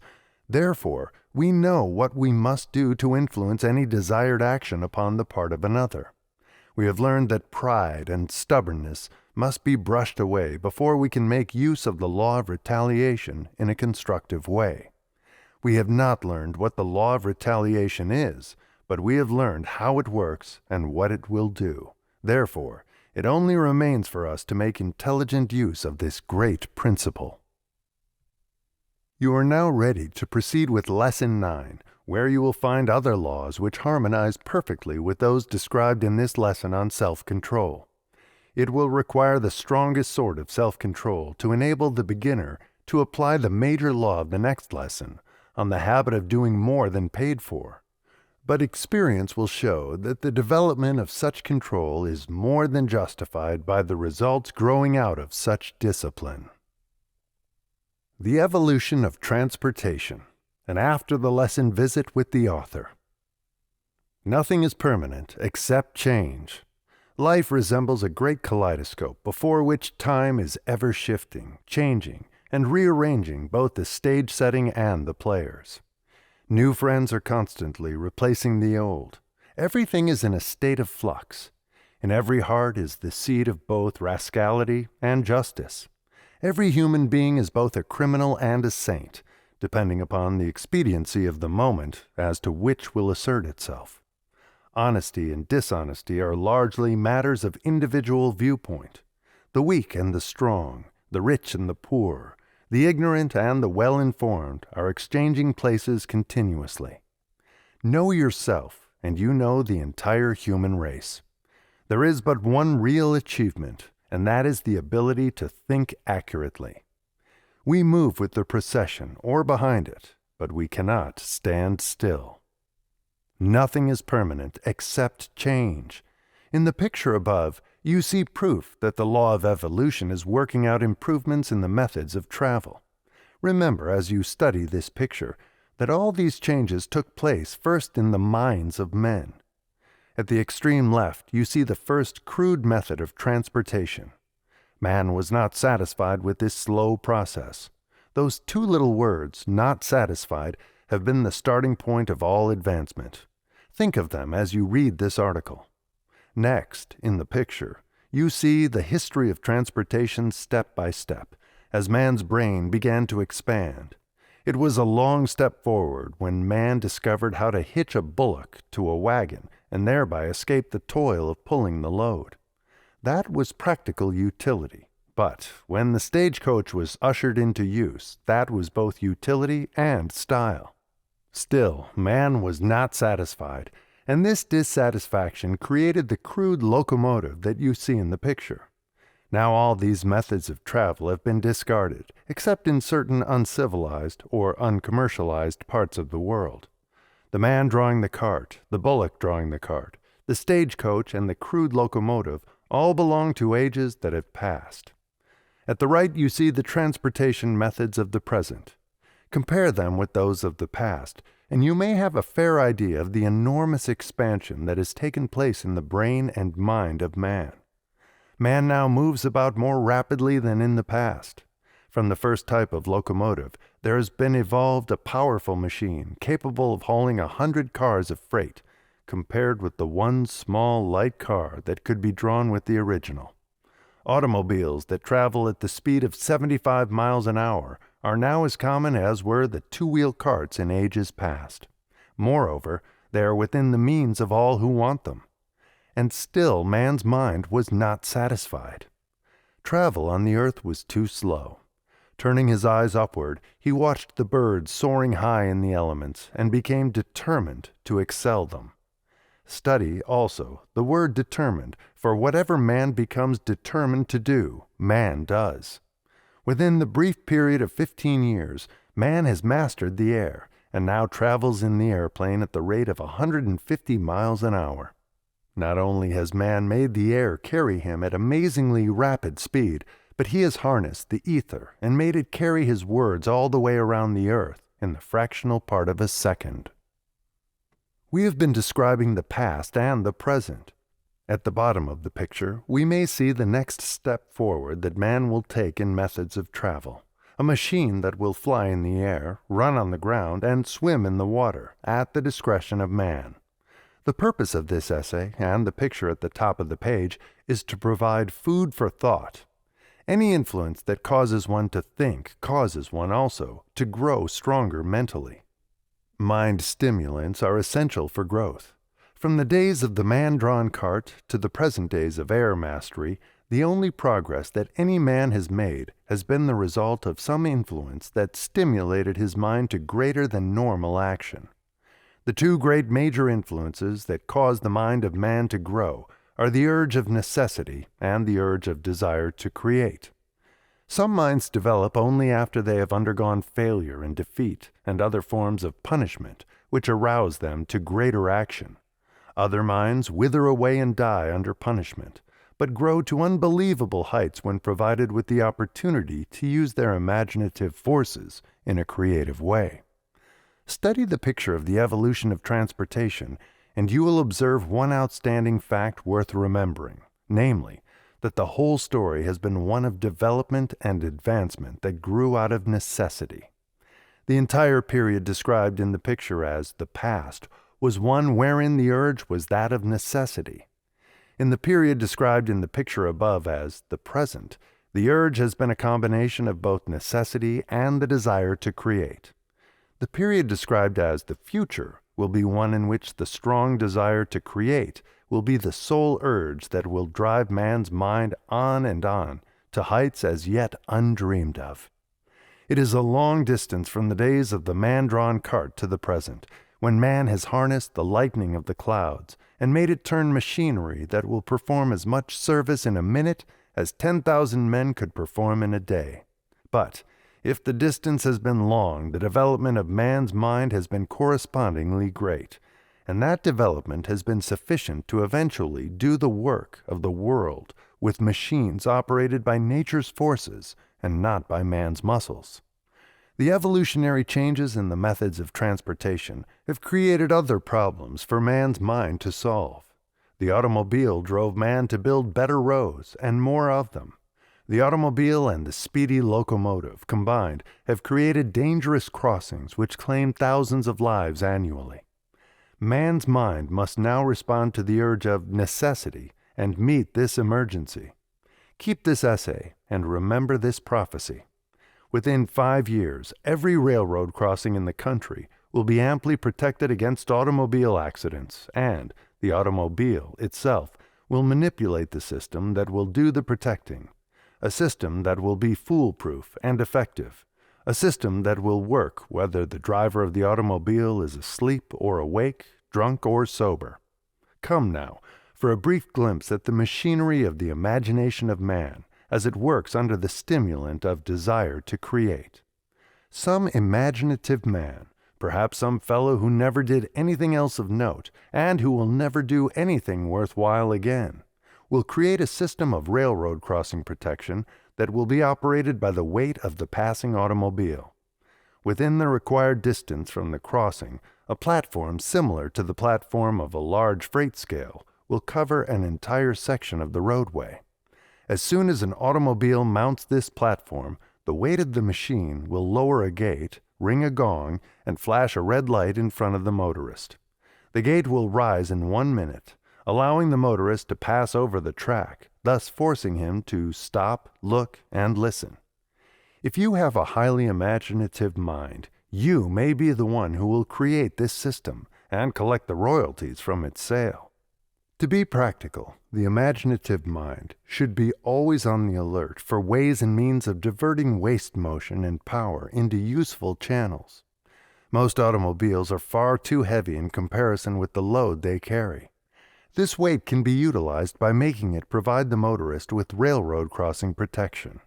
Remember, the purpose of this essay is to give you merely the seed of suggestion, not the finished product of an invention ready to set up and render service. The value to you of this suggestion lies in the possibility of thought that you may devote to it, thereby developing and expanding your own mind. Study yourself and find out to which of the two great major urges to action your mind responds most naturally, the urge of necessity or the desire to create. If you have children, study them and determine to which of these two motives they respond most naturally. Millions of children have had their imagination dwarfed and retarded by parents who removed as much as possible of the urge of necessity. By making it easy for your child, you may be depriving the world of a genius. Bear in mind the fact that most of the progress that man has made came as the result of bitter, biting necessity. You need no proof that methods of transportation have undergone a continuous process of evolution. So marked has the change been that the old one-lung type of automobile now provokes a laugh wherever it is found on the street. The law of evolution is always and everywhere at work, changing, tearing down, and rebuilding every material element on this earth and throughout the universe. Towns, cities, and communities are undergoing constant change. Go back to the place where you lived 20 years ago, and you will recognize neither the place nor the people. New faces will have made their appearance. The old faces will have changed. New buildings will have taken the place of the old. Everything will appear differently because everything will be different. The human mind is also undergoing constant change. If this were not true, we would never grow beyond the child mind age. Every 7 years, the mind of a normal person becomes noticeably developed and expanded. It is during these periodical changes of the mind that bad habits may be left off and better habits cultivated. Fortunate for the human being that his mind is undergoing a continuous process of orderly change. The mind that is driven by the urge of necessity or out of love to create develops more rapidly than does the mind that is never stimulated to greater action than that which is necessary for existence. The imaginative faculty of the human mind is the greatest piece of machinery ever created. Out of it has come every man-made machine and every man-made object. Back of the great industries and railroads and banking houses and commercial enterprises is the all-powerful force of imagination. Force your mind to think. Proceed by combining old ideas into new plans.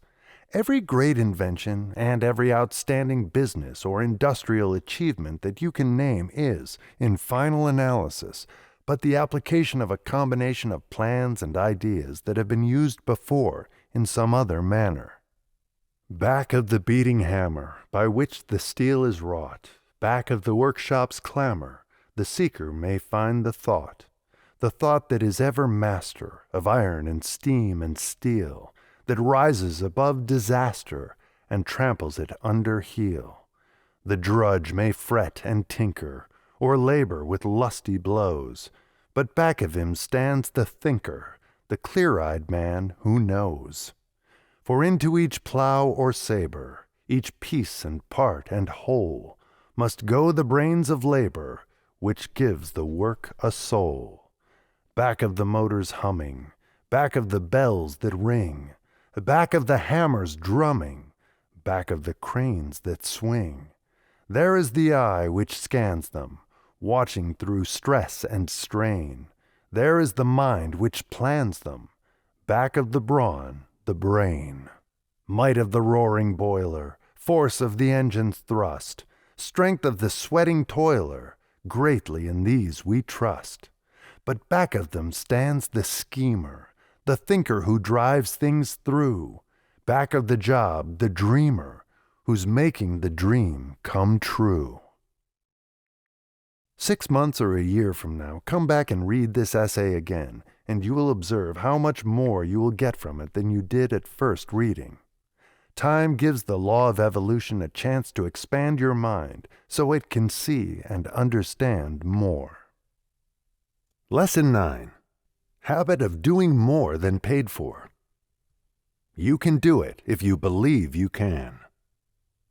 It may seem to be a departure from the subject of this lesson to start the lesson with the discussion of love, but If you will reserve your opinion until you have completed the lesson, you may be ready to agree that the subject of love could not have been omitted without impairing the value of the lesson. The word love is here used in an all-embracing sense. There are many objects, motives, and people which arouse one's love nature. There is some work which we do not like, some that we do like moderately, and under certain conditions, there may be work that we actually love. Great artists, for example, generally love their work. The day laborer, on the other hand, usually not only dislikes his work, but may actually hate it. Work which one does merely for the sake of earning a living is seldom liked. More often, it is disliked or even hated. When engaged in work which he loves, a man may labor for an unbelievably long period of hours without becoming fatigued. Work that a man dislikes or hates brings on fatigue very quickly. A man's endurance, therefore, depends very largely on the extent to which he likes, dislikes, or loves that which he is doing. We are here laying the foundation, as you will of course observe, for the statement of one of the most important laws of this philosophy, viz., a man is most efficient and will more quickly and easily succeed when engaged in work that he loves or work that he performs in behalf of some person whom he loves. Whenever the element of love enters into any task that one performs, the quality of the work becomes immediately improved and the quantity increased, without a corresponding increase in the fatigue caused by the work. Some years ago, a group of socialists, or perhaps they called themselves cooperators, organized a colony in Louisiana, purchased several hundred acres of farmland, and started to work out an ideal which they believed would give them greater happiness in life and fewer of the worries through a system that provided each person with work at the sort of labor he liked best. Their idea was to pay no wages to anyone. Each person did the work he liked best, or that for which he might be best equipped, and the products of their combined labors became the property of all. They had their own dairy, their own brick-making plant, their own cattle, poultry, etc. They had their own schools and a printing plant through which they published the paper. A Swedish gentleman from Minnesota joined the colony, and at his own request he was placed at work in the printing plant. Very soon he complained that he did not like the work, so he was changed and put to work on the farm, operating a tractor. 2 days of this was all he could stand, so he again applied for a transfer and was assigned to the dairy. He could not get along with the cows, so he was once more changed to the laundry, where he lasted but 1 day. One by one he tried every job on the works, but liked none of them. It had begun to look as if he did not fit in with the cooperative idea of living, and he was about to withdraw when someone happened to think of one job he had not yet tried, in the brick plant. So he was given a wheelbarrow and put to work wheeling bricks from the kilns and stacking them in piles in the brickyard. A week's time went by and no complaint was registered by him. When asked if he liked his job, he replied, "This bad just the job I like." Imagine anyone preferring a job wheeling bricks. However, that job suited the Swede's nature. He worked alone, at a task which called for no thought, and placed upon him no responsibility, which was just what he wanted. He remained at the job until all the bricks had been wheeled out and stacked, then withdrew from the colony because there was no more brickwork to be done. "The nice quiet job been finished, so I think I ban go back to Minnesota." And back to Minnesota he went. When a man is engaged in work that he loves, it is no hardship for him to do more work and better work than that for which he is paid. And for this very reason, every man owes it to himself to do his best to find the sort of work he likes best. I have a perfect right to offer this advice to the students of this philosophy for the reason that I have followed it myself without reason to regret having done so. This seems to be an appropriate place to inject a little personal history concerning both the author and the law of success philosophy, the purpose of which is to show that labor performed in a spirit of love for the sake of the labor itself never has been and never will be lost. This entire lesson is devoted to the offering of evidence that it really pays to render more service and better service than one is paid to render.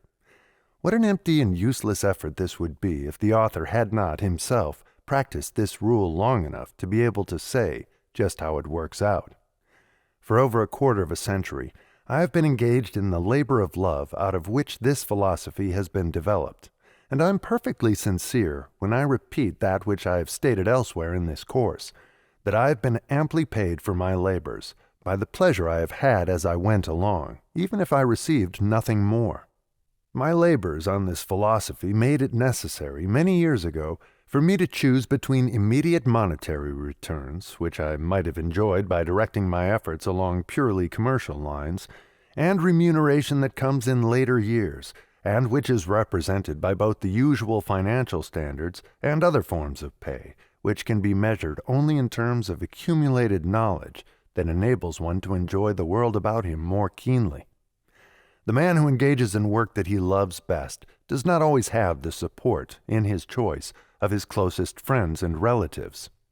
Combating negative suggestions from friends and relatives has required an alarming proportion of my energies during the years that I have been engaged in research work for the purpose of gathering, organizing, classifying, and testing the material which has gone into this course.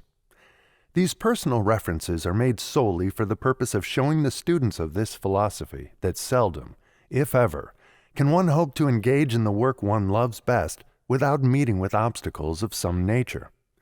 Generally, the chief obstacles in the way of one engaging in the sort of work one loves best is that it may not be the work which brings the greatest remuneration at the start.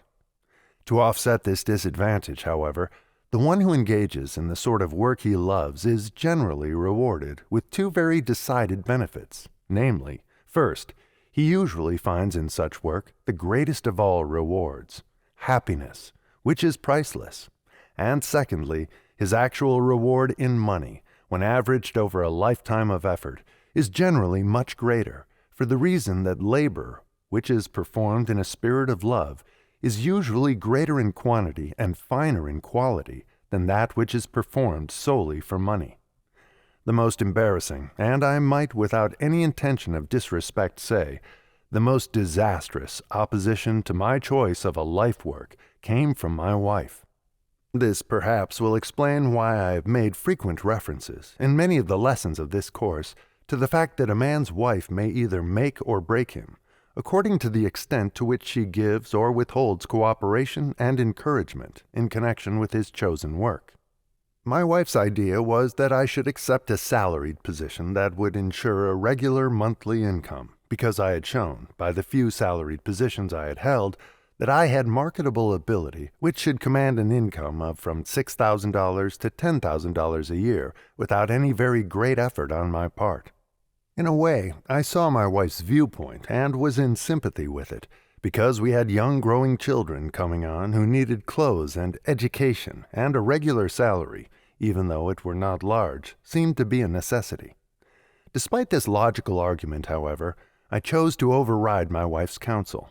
Came then to her rescue the combined forces of her family and mine, and collectively they charged me, head-on, with what amounted to a command to right about face and settle down on a salary basis. Studying other people might be all right for a man who had the time to spend in this unprofitable manner, they reasoned, but for a young married man with a growing family, this seemed hardly the thing to do. But I remained adamant. I had made my choice, and I was determined to stand by it. The opposition did not yield to my viewpoint, but gradually, of course, it melted away. Meanwhile, the knowledge that my choice had worked at least a temporary hardship on my family, combined with the thought that my dearest friends and relatives were not in harmony with me, greatly increased my labors. Fortunately, not all of my friends believed my choice unwise. There were a few friends who not only believed I was following a course that would ultimately bring me out somewhere near the top of the mountain of useful achievement, but, in addition to believing in my plans, they actually went out of their way to encourage me not to be whipped by either adversity or the opposition of relatives. Of this small group of faithful ones who gave me encouragement at a time when it was badly needed, perhaps one man should have the fullest credit, and this man is Edwin C. Barnes, a business associate of Thomas A. Edison. Mr. Barnes became interested in my chosen work nearly 20 years ago, and I owe it to him to state here that had it not been for his unwavering faith in the soundness of the law of success philosophy, I would have yielded to the persuasion of my friends and sought the way of least resistance via the salary route. This would have saved me much grief and an almost endless amount of criticism, but it would have wrecked the hopes of a lifetime, and in the end, I would in all probability have lost also the finest and most desirable of all things, happiness. For I have been extremely happy in my work, even during the periods when the remuneration it brought me could be measured by nothing but a mountain of debts which I could not for the moment pay. Perhaps this may explain, to some extent, why the subject of slavery through debt was so extensively emphasized in Lesson 4, on the habit of saving. We want that lesson to sink in. Edwin Barnes not only believed in the soundness of the law of success philosophy, but his own financial success had demonstrated, as had also his close business relationship with the greatest inventor on earth, that he had the right to speak with authority on the subject of the laws through which success may be achieved. I began my work of research with the belief that success could be attained by anyone with reasonable intelligence and a real desire to succeed by following certain, then by me unknown, rules of procedure. I wanted to know what these rules were and how they could be applied. Mr. Barnes believed as I did. Moreover, he was in a position to know that the astounding achievements of his business associate, Mr. Edison, came about entirely through the application of some of the principles which later were tested and included as a part of this philosophy. From his way of thinking, it seemed that the accumulation of money, enjoying peace of mind, and finding happiness could be brought about by the application of never-varying laws which anyone might master and apply. That was my belief also. That belief has now been transformed into not merely a provable, but a proved reality, as I hope every student of this course will have reason to understand when the course shall have been mastered. Please keep in mind that during all these years of research, I was not only applying the law covered by this lesson by doing more than paid for, but I was going much further than this by doing work for which I did not, at the time I was doing it, hope ever to receive pay. Thus, out of years of chaos, adversity, and opposition, this philosophy was finally completed and reduced to manuscripts, ready for publication. For a time, nothing happened. I was resting on my oars, so to speak, before taking the next step toward placing the philosophy in the hands of people who I had reason to believe would welcome it. God moves in a mysterious way his wonders to perform. During the earlier years of my experience, I thought these words to be empty and meaningless, but I have since modified my belief considerably. I was invited to deliver an address in Canton, Ohio. My coming had been well advertised, and there was reason to expect that I would have a large audience. To the contrary, conflicting meetings being held by two large groups of businessmen reduced my audience to the lucky number of 13.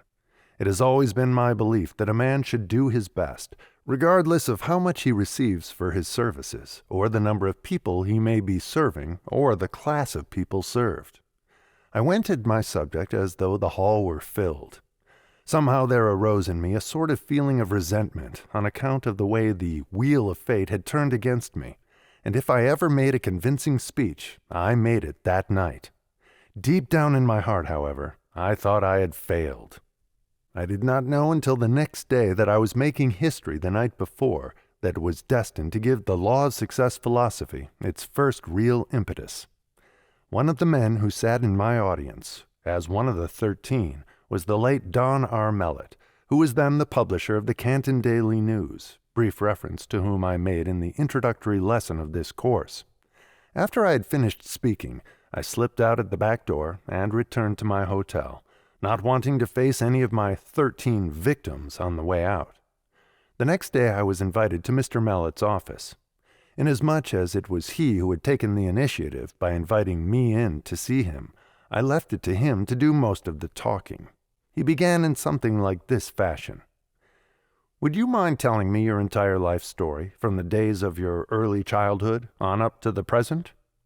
I told him I would do so if he could stand the burden of listening to so long a narrative. He said he could, but before I began, he cautioned me not to omit the unfavorable side.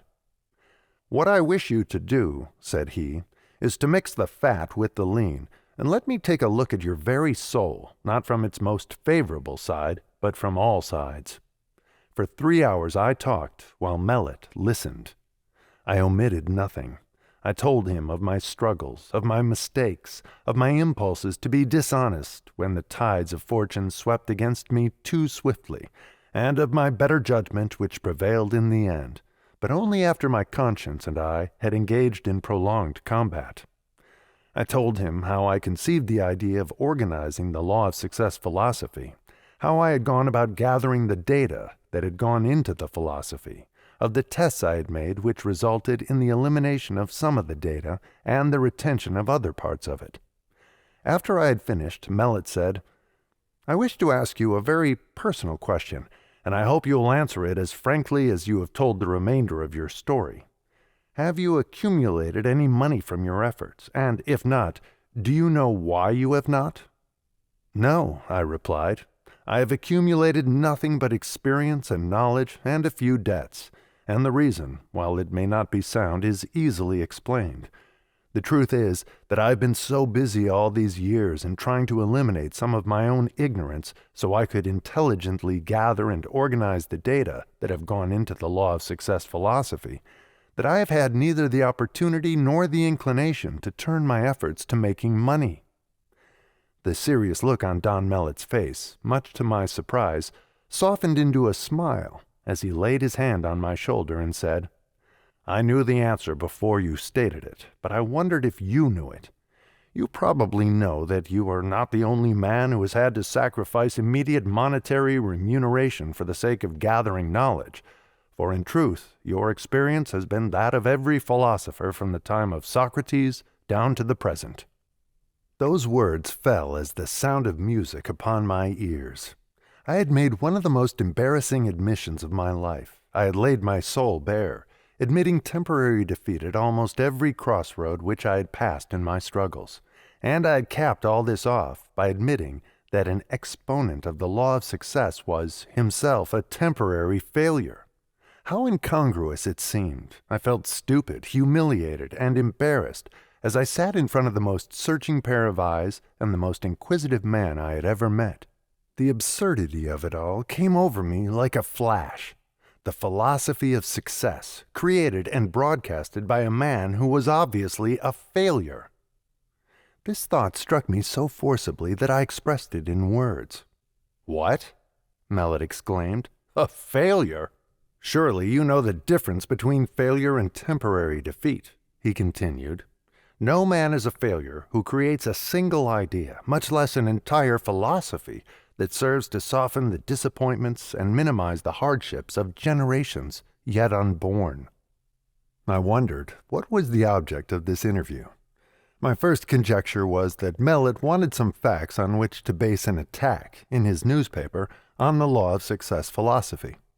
Perhaps this thought grew out of some of my previous experiences with newspaper men, a few of whom had been antagonistic toward me. At any rate, I decided at the outset of the interview to give him the facts, without embellishment, come from it what would. Before I left Mellet's office, we had become business partners, with the understanding that he would resign as publisher of the Canton Daily News and take over the management of all my affairs as soon as this could be arranged.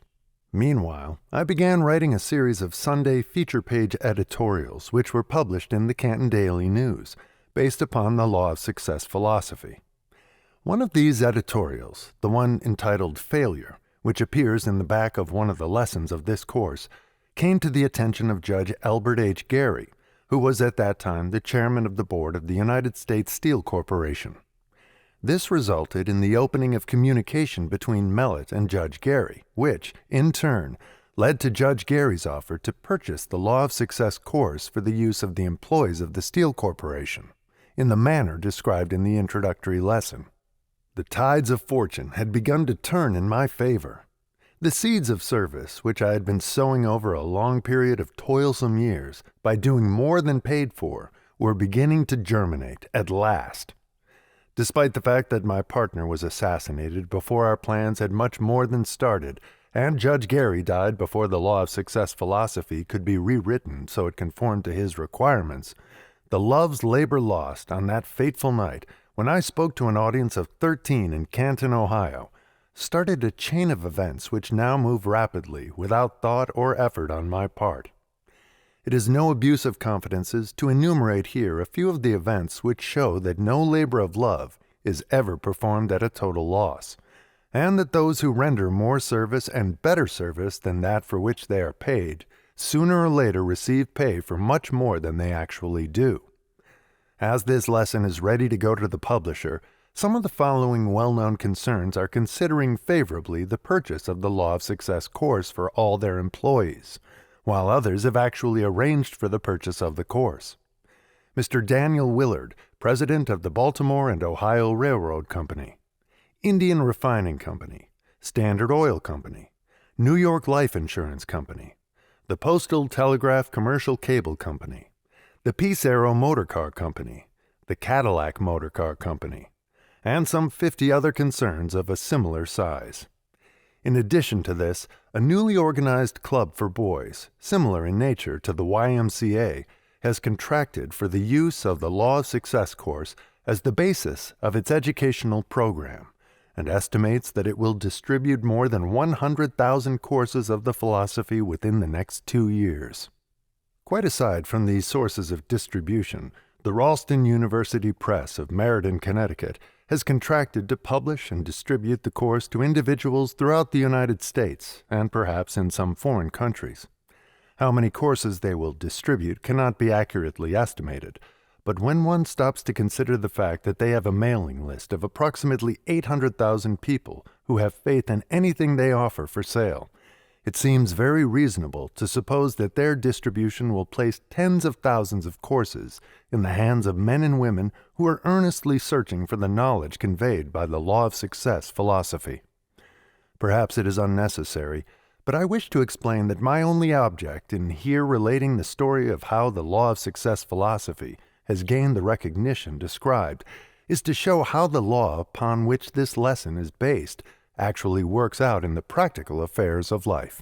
If I could have made this analysis without the use of the personal pronoun, I would have done so.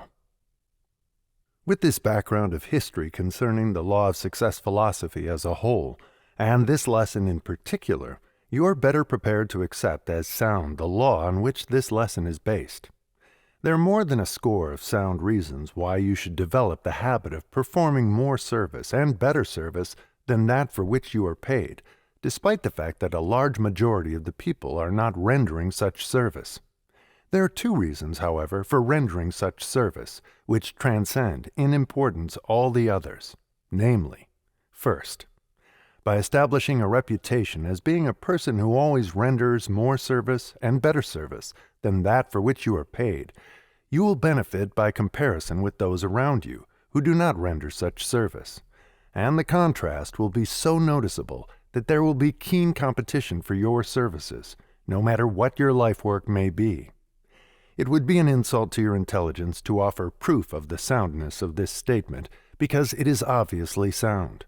Whether you are preaching sermons, practicing law, writing books, teaching school, or digging ditches, you will become more valuable and you will be able to command greater pay the minute you gain recognition as a person who does more than that for which he is paid.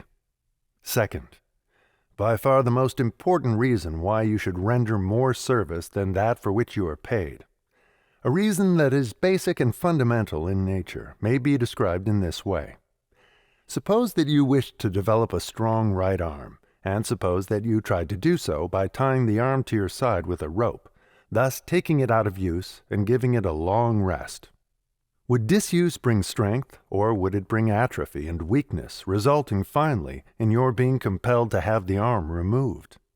You know that if you wished a strong right arm, you could develop such an arm only by giving it the hardest sort of use. Take a look at the arm of a blacksmith if you wish to know how an arm may be made strong.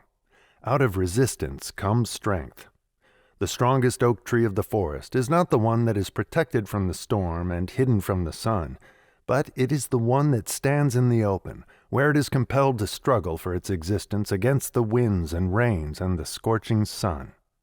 It is through the operation of one of nature's unvarying laws that struggle and resistance develop strength. And the purpose of this lesson is to show you how to harness this law and so use it that it will aid you in your struggle for success. By performing more service and better service than that for which you are paid, you not only exercise your service-rendering qualities and thereby develop skill and ability of an extraordinary sort, but you build reputation that is valuable. If you form the habit of rendering such service, you will become so adept in your work that you can command greater remuneration than those who do not perform such service.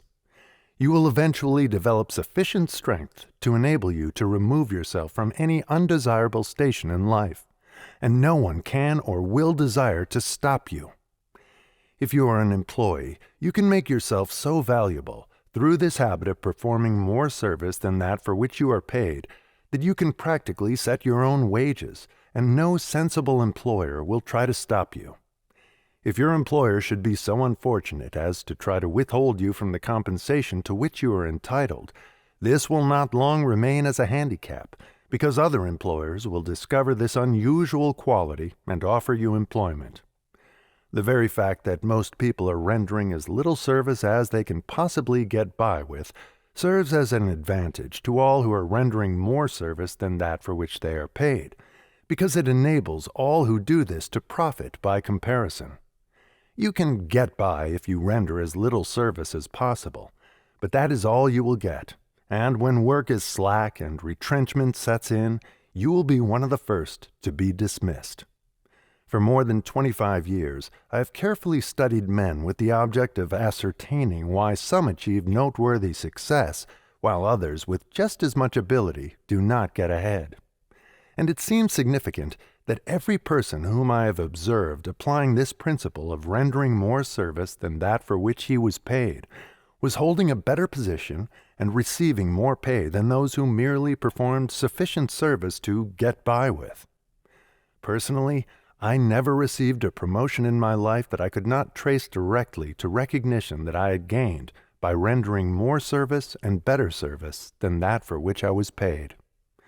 I am stressing the importance of making this principle a habit as a means of enabling an employee to promote himself to a higher position with greater pay, for the reason that this course will be studied by thousands of young men and young women who work for others.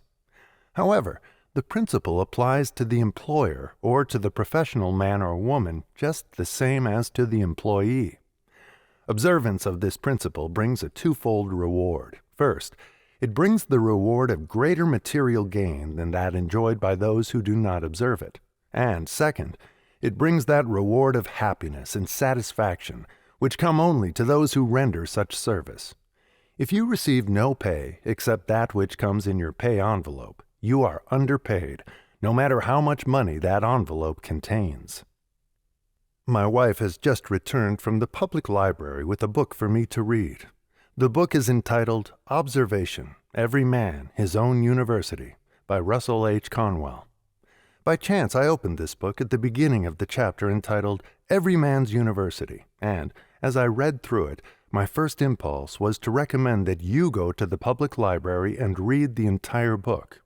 But upon second thought, I will not do this. Instead, I will recommend that you purchase the book and read it not once, but 100 times, because it covers the subject of this lesson as though it had been written for that purpose, covers it in a far more impressive manner than I could do it. The following quotation from the chapter entitled Every Man's University will give you an idea of the golden nugget of truth to be found throughout the book. The intellect can be made to look far beyond the range of what men and women ordinarily see, but not all the colleges in the world can alone confer this power. This is the reward of self-culture. Each must acquire it for himself, and perhaps this is why the power of observing deeply and widely is so much oftener found in those men and those women who have never crossed the threshold of any college but the University of Hard Knocks. Read that book as a part of this lesson because it will prepare you to profit by the philosophy and psychology upon which the lesson is built. We will now analyze the law upon which this entire lesson is founded, namely, the law of increasing returns. Let us begin our analysis by showing how nature employs this law in behalf of the tillers of the soil. The farmer carefully prepares the ground, then sows his wheat and waits while the law of increasing returns brings back the seed he has sown, plus a manyfold increase. But for this law of increasing returns, man would perish, because he could not make the soil produce sufficient food for his existence. There would be no advantage to be gained by sowing a field of wheat if the harvest yield did not return more than was sown. With this vital tip from nature, which we may gather from the wheat fields, let us proceed to appropriate this law of increasing returns and learn how to apply it to the service we render, to the end that it may yield returns in excess of and out of proportion to the effort put forth. First of all, let us emphasize the fact that there is no trickery or chicanery connected with this law, although quite a few seem not to have learned this great truth, judging by the number who spend all of their efforts either trying to get something for nothing or something for less than its true value. It is to no such end that we recommend the use of the law of increasing returns, for no such end is possible within the broad meaning of the word success. Another remarkable and noteworthy feature of the law of increasing returns is the fact that it may be used by those who purchase service with as great returns as it can be by those who render service, for proof of which we have but to study the effects of Henry Ford's famous $5 a day minimum wage scale, which he inaugurated some years ago. Those who are familiar with the facts say that Mr. Ford was not playing the part of a philanthropist when he inaugurated this minimum wage scale, but, to the contrary, he was merely taking advantage of a sound business principle, which has probably yielded him greater returns, in both dollars and goodwill, than any other single policy ever inaugurated at the Ford plant. By paying more wages than the average, he received more service and better service than the average. At a single stroke, through the inauguration of that minimum wage policy, Ford attracted the best labor on the market and placed a premium upon the privilege of working in his plant. I have no authentic figures at hand bearing on the subject, but I have sound reason to conjecture that for every $5 Ford spent under this policy, he received at least $7.50 worth of service. I have also sound reason to believe that this policy enabled Ford to reduce the cost of supervision, because employment in his plant became so desirable that no worker would care to run the risk of losing his position by soldiering on the job or rendering poor service. Where other employers were forced to depend upon costly supervision in order to get the service to which they were entitled, and for which they were paying, Ford got the same or better service by the less expensive method of placing a premium upon employment in his plant. Marshall Field was probably the leading merchant of his time, and the great Field store in Chicago stands today as a monument to his ability to apply the law of increasing returns. A customer purchased an expensive lace waist at the Field store, but did not wear it. 2 years later, she gave it to her niece as a wedding present. The niece quietly returned the waist to the Field store and exchanged it for other merchandise, despite the fact that it had been out for more than 2 years and was then out of style. Not only did the Field store take back the waist, but, what is of more importance, it did so without argument. Of course, there was no obligation, moral or legal, on the part of the store to accept the return of the waist at that late date, which makes the transaction all the more significant. The waist was originally priced at $50, and, of course, it had to be thrown on the bargain counter and sold for whatever it would bring. But the keen student of human nature will understand that the Field store not only did not lose anything on the waist, but it actually profited by the transaction to an extent that cannot be measured in mere dollars. The woman who returned the waist knew that she was not entitled to a rebate. Therefore, when the store gave her that to which she was not entitled, the transaction won her as a permanent customer. But the effect of the transaction did not end here. It only began, for this woman spread the news of the fair treatment she had received at the field store far and near. It was the talk of the women of her set for many days, and the field store received more advertising from the transaction than it could have purchased in any other way with 10 times the value of the waste. The success of the field store was built largely upon Marshall Field's understanding of the law of increasing returns, which prompted him to adopt, as a part of his business policy, the slogan, "The customer is always right." When you do only that for which you are paid, there is nothing out of the ordinary to attract favorable comment about the transaction. But when you willingly do more than that for which you are paid, your action attracts the favorable attention of all who are affected by the transaction, and goes another step toward establishing a reputation that will eventually set the law of increasing returns to work in your behalf. For this reputation will create a demand for your services, far and wide. Carroll Downs went to work for W.C. Durant, the automobile manufacturer, in a minor position. He is now Mr. Durant's right-hand man and the president of one of his automobile distributing companies. He promoted himself into this profitable position solely through the aid of the law of increasing returns, which he put into operation by rendering more service and better service than that for which he was paid. In a recent visit with Mr. Downs, I asked him to tell me how he managed to gain promotion so rapidly.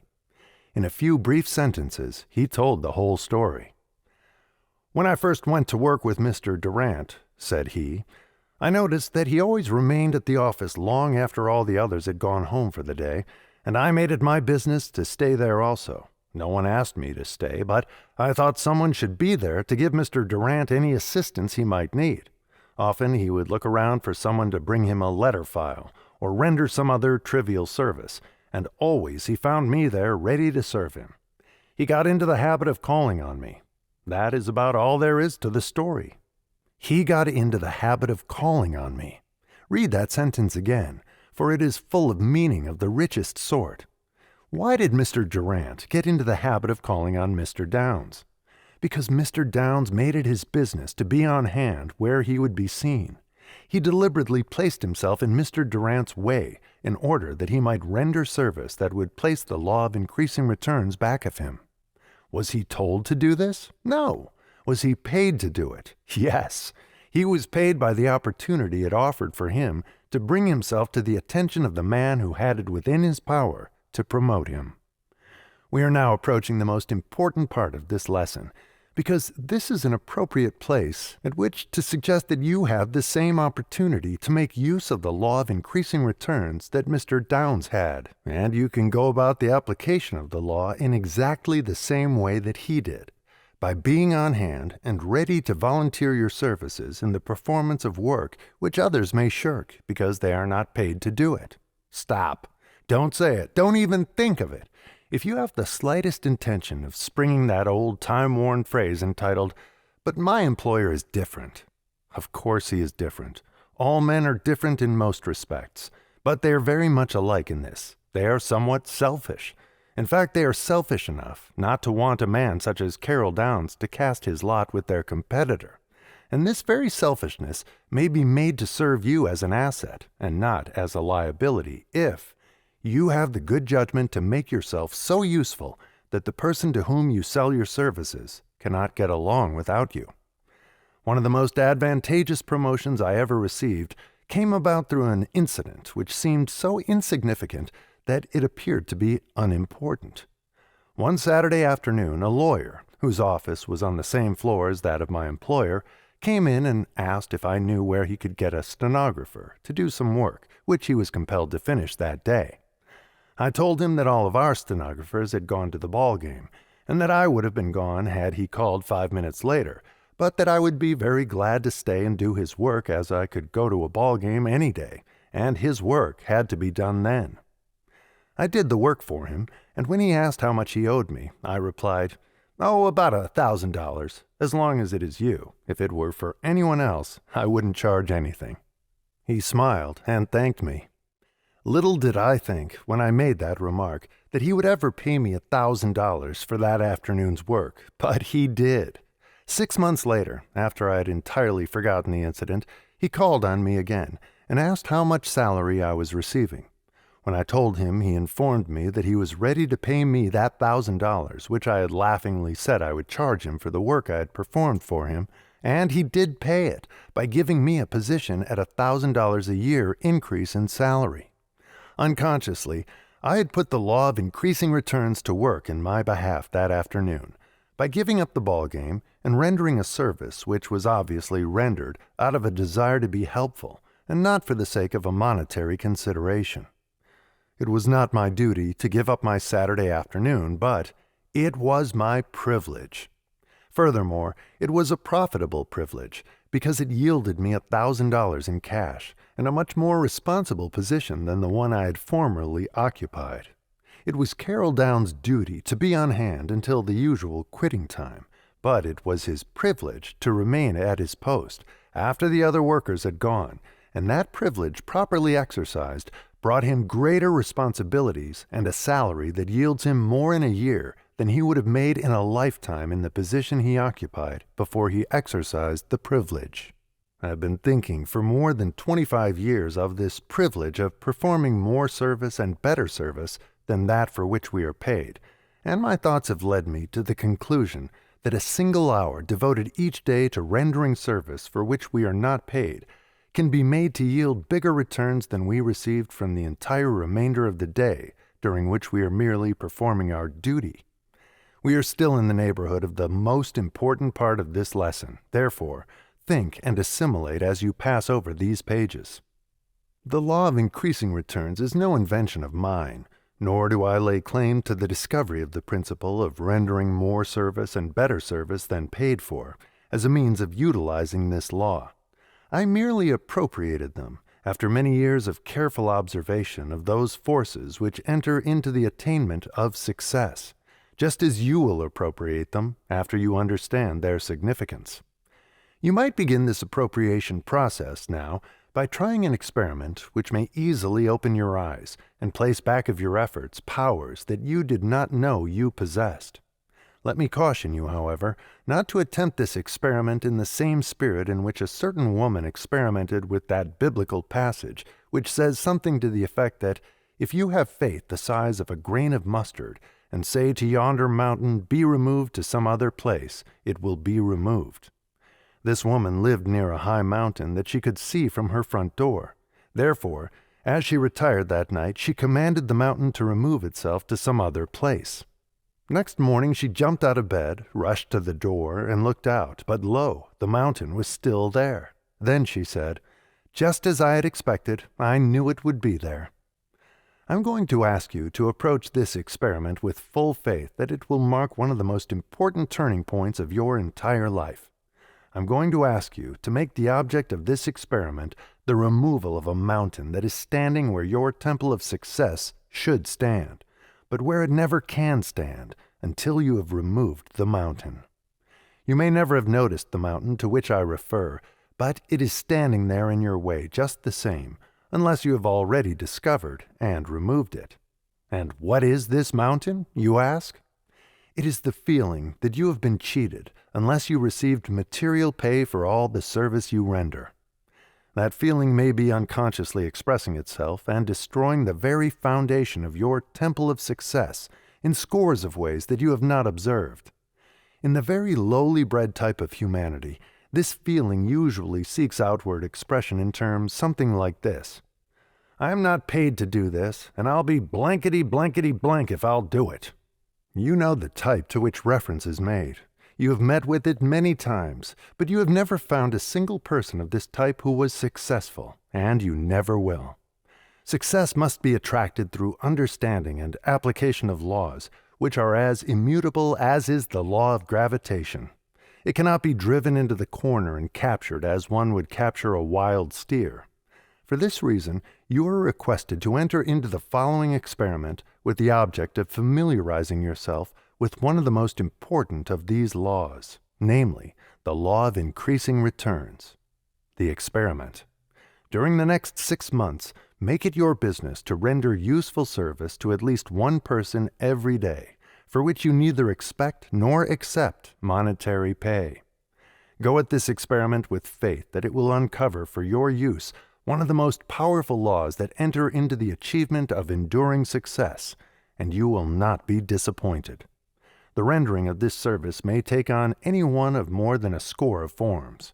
For example, it may be rendered personally to one or more specific persons, or it may be rendered to your employer in the nature of work that you perform after hours. Again, it may be rendered to entire strangers whom you never expect to see again. It matters not to whom you render this service, so long as you render it with willingness, and solely for the purpose of benefiting others. If you carry out this experiment in the proper attitude of mind, you will discover that which all others who have become familiar with the law upon which it is based have discovered, namely, that you can no more render service without receiving compensation than you can withhold the rendering of it without suffering the loss of reward. Cause and effect, means and ends, seed and fruit cannot be severed, says Emerson, for the effect already blooms in the cause, the end pre-exists in the means, the fruit in the seed. If you serve an ungrateful master, serve him the more, put God in your debt. Every stroke shall be repaid. The longer the payment is withholden, the better for you, for compound interest on compound interest is the rate and usage of this exchequer. The law of nature is, do the thing, and you shall have the power. But they who do not the thing have not the power. Men suffer all their life long under the foolish superstition that they can be cheated. But it is as impossible for a man to be cheated by anyone but himself as for a thing to be and not to be at the same time. There is a third silent party to all our bargains. The nature and soul of things takes on itself the guarantee of fulfillment of every contract, so that honest service cannot come to loss. Before you begin the experiment that you have been requested to undertake, read Emerson's essay on compensation, for it will go a very long way toward helping you to understand why you are making the experiment. Perhaps you have read compensation before. Read it again. One of the strange phenomena that you will observe about this essay may be found in the fact that every time you read it, you will discover new truths that you did not notice during previous readings. A few years ago, I was invited to deliver the graduation address before the students of an Eastern college. During my address, I dwelt at length, and with all the emphasis at my command, on the importance of rendering more service and better service than that for which one is paid. After the address was delivered, the president and the secretary of the college invited me to luncheon. While we were eating, the secretary turned to the president and said, "I have just found out what this man is doing. He is putting himself ahead in the world by first helping others to get ahead." In that brief statement, he had epitomized the most important part of my philosophy on the subject of success. It is literally true that you can succeed best and quickest by helping others to succeed. Some 10 years ago, when I was engaged in the advertising business, I built my entire clientele by the application of the fundamentals upon which this lesson is founded. By having my name placed on the follow-up lists of various mail-order houses, I received their sales literature. When I received a sales letter or a booklet or a folder which I believed I could improve, I went right to work on it and made the improvement, then sent it back to the firm that had sent it to me, with a letter stating that this was but a trifling sample of what I could do, that there were plenty of other good ideas where that one came from, and that I would be glad to render regular service for a monthly fee. Invariably, this brought an order for my services.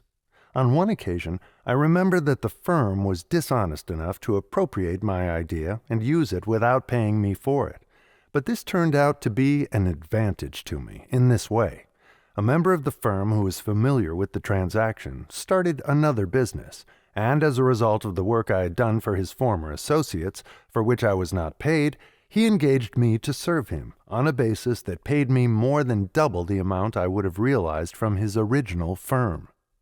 Thus the law of compensation gave back to me, and with compound interest added, that which I had lost by rendering service to those who were dishonest. If I were looking for a profitable field of employment today, I could find it by again putting into action this plan of rewriting sales literature as a means of creating a market for my services. Perhaps I would find others who would appropriate my ideas without paying for them, but by and large, people would not do this for the simple reason that it would be more profitable to them to deal fairly with me and thereby avail themselves of my continued services. Several years ago, I was invited to deliver a lecture before the students of the Palmer School at Davenport, Iowa. My manager completed arrangements for me to accept the invitation under the regular terms in effect at that time, which were $100 for the lecture and my traveling expenses. When I arrived at Davenport, I found a reception committee awaiting me at the depot, and that evening I was given one of the warmest welcomes I had ever received during my public career up to that time. I met many delightful people, from whom I gathered many valuable facts that were of benefit to me. Therefore, when I was asked to make out my expense account so that the school could give me a check, I told them that I had received my pay many times over by that which I had learned while I was there. I refused my fee and returned to my office in Chicago, feeling well repaid for the trip. The following morning, Dr. Palmer went before the 2,000 students of his school and announced what I had said about feeling repaid by what I had learned, and added, "In the 20 years that I have been conducting this school, I have had scores of speakers address the student body, but this is the first time I ever knew a man to refuse his fee because he felt that he had been repaid for his services in other ways. This man is the editor of a national magazine, and I advise every one of you to subscribe for that magazine because such a man as this must have much that each of you will need when you go into the field and offer your services." By the middle of that week, I had received more than $6,000 for subscriptions to the magazine of which I was editor. And during the following 2 years, these same 2,000 students and their friends sent in more than $50,000 for subscriptions. Tell me, if you can, how or where I could have invested $100 as profitably as this, by refusing to accept my $100 fee, and thereby setting the law of increasing returns to work in my behalf. We go through two important periods in this life. One is that period during which we are gathering, classifying, and organizing knowledge, and the other is that period during which we are struggling for recognition. We must first learn something, which requires more effort than most of us are willing to put into the job. But after we have learned much that can be of useful service to others, we are still confronted with the problem of convincing them that we can serve them. One of the most important reasons why we should always be not only ready, but willing to render service is the fact that every time we do so, we gain thereby another opportunity to prove to someone that we have ability. We go just one more step toward gaining the necessary recognition that we must all have. Instead of saying to the world, "Show me the color of your money, and I will show you what I can do," reverse the rule and say, "Let me show you the color of my service, so that I may take a look at the color of your money if you like my service." In 1917, a certain woman who was then nearing the 50-year milepost of life was working as a stenographer at $15 a week. Judging by the salary, she must have been none too competent in that work. Now note this change. Last year, this same woman cleared a little over $100,000 on the lecture platform. What bridged that mighty chasm between these two earning capacities? You ask, and I answer. The habit of performing more service and better service than that for which she was paid, thereby taking advantage of the law of increasing returns. This woman is well known throughout the country, as she is now a prominent lecturer on the subject of applied psychology. Let me show you how she harnessed the law of increasing returns. First, she goes into a city and delivers a series of 15 free lectures. All may attend who will, without money and without price. During the delivery of these 15 lectures, she has the opportunity of selling herself to her audience, and at the end of the series, she announces the formation of a class for which she charges $25 per student. That's all there is to her plan. Where she is commanding a small fortune for a year's work, there are scores of much more proficient lecturers who are barely getting enough from their work to pay their expenses, simply because they have not yet familiarized themselves with the fundamentals upon which this lesson is based, as she has done. Now, I would like to have you stop right here and answer this question. If a 50-year-old woman who has no extraordinary qualifications can harness the law of increasing returns and make it raise her from the position as stenographer at $15 a week to that of lecturer at over $100,000 a year, why cannot you apply this same law so that it will give you advantages that you do not now possess? Never mind what is to come in the remainder of this lesson until you have answered this question and answered it as it should be answered. You are struggling, either meekly or earnestly, to make a place for yourself in the world. Perhaps you are exerting enough effort to bring you success of the highest order, if that effort were coupled with and supported by the law of increasing returns. For this reason, you owe it to yourself to find out just how you can apply this law to best advantage. Now, go back to that question again, for I am determined that you shall not pass it by lightly without giving yourself the benefit of at least trying to answer it. In other words, there is no mistaking the fact that you are being brought face to face with a question that vitally affects your future, and if you evade it, the fault will be with you. You may lay this lesson aside after you have read it, and it is your privilege to do so without making any attempt to profit by it. But if you do so, you will never again be able to look at yourself in a mirror without being haunted by the feeling that you have deliberately cheated yourself. Perhaps this is telling the truth in an undiplomatic way, but when you purchased this course on the law of success, you did so because you wanted facts, and you are getting them without the embellishment of apology.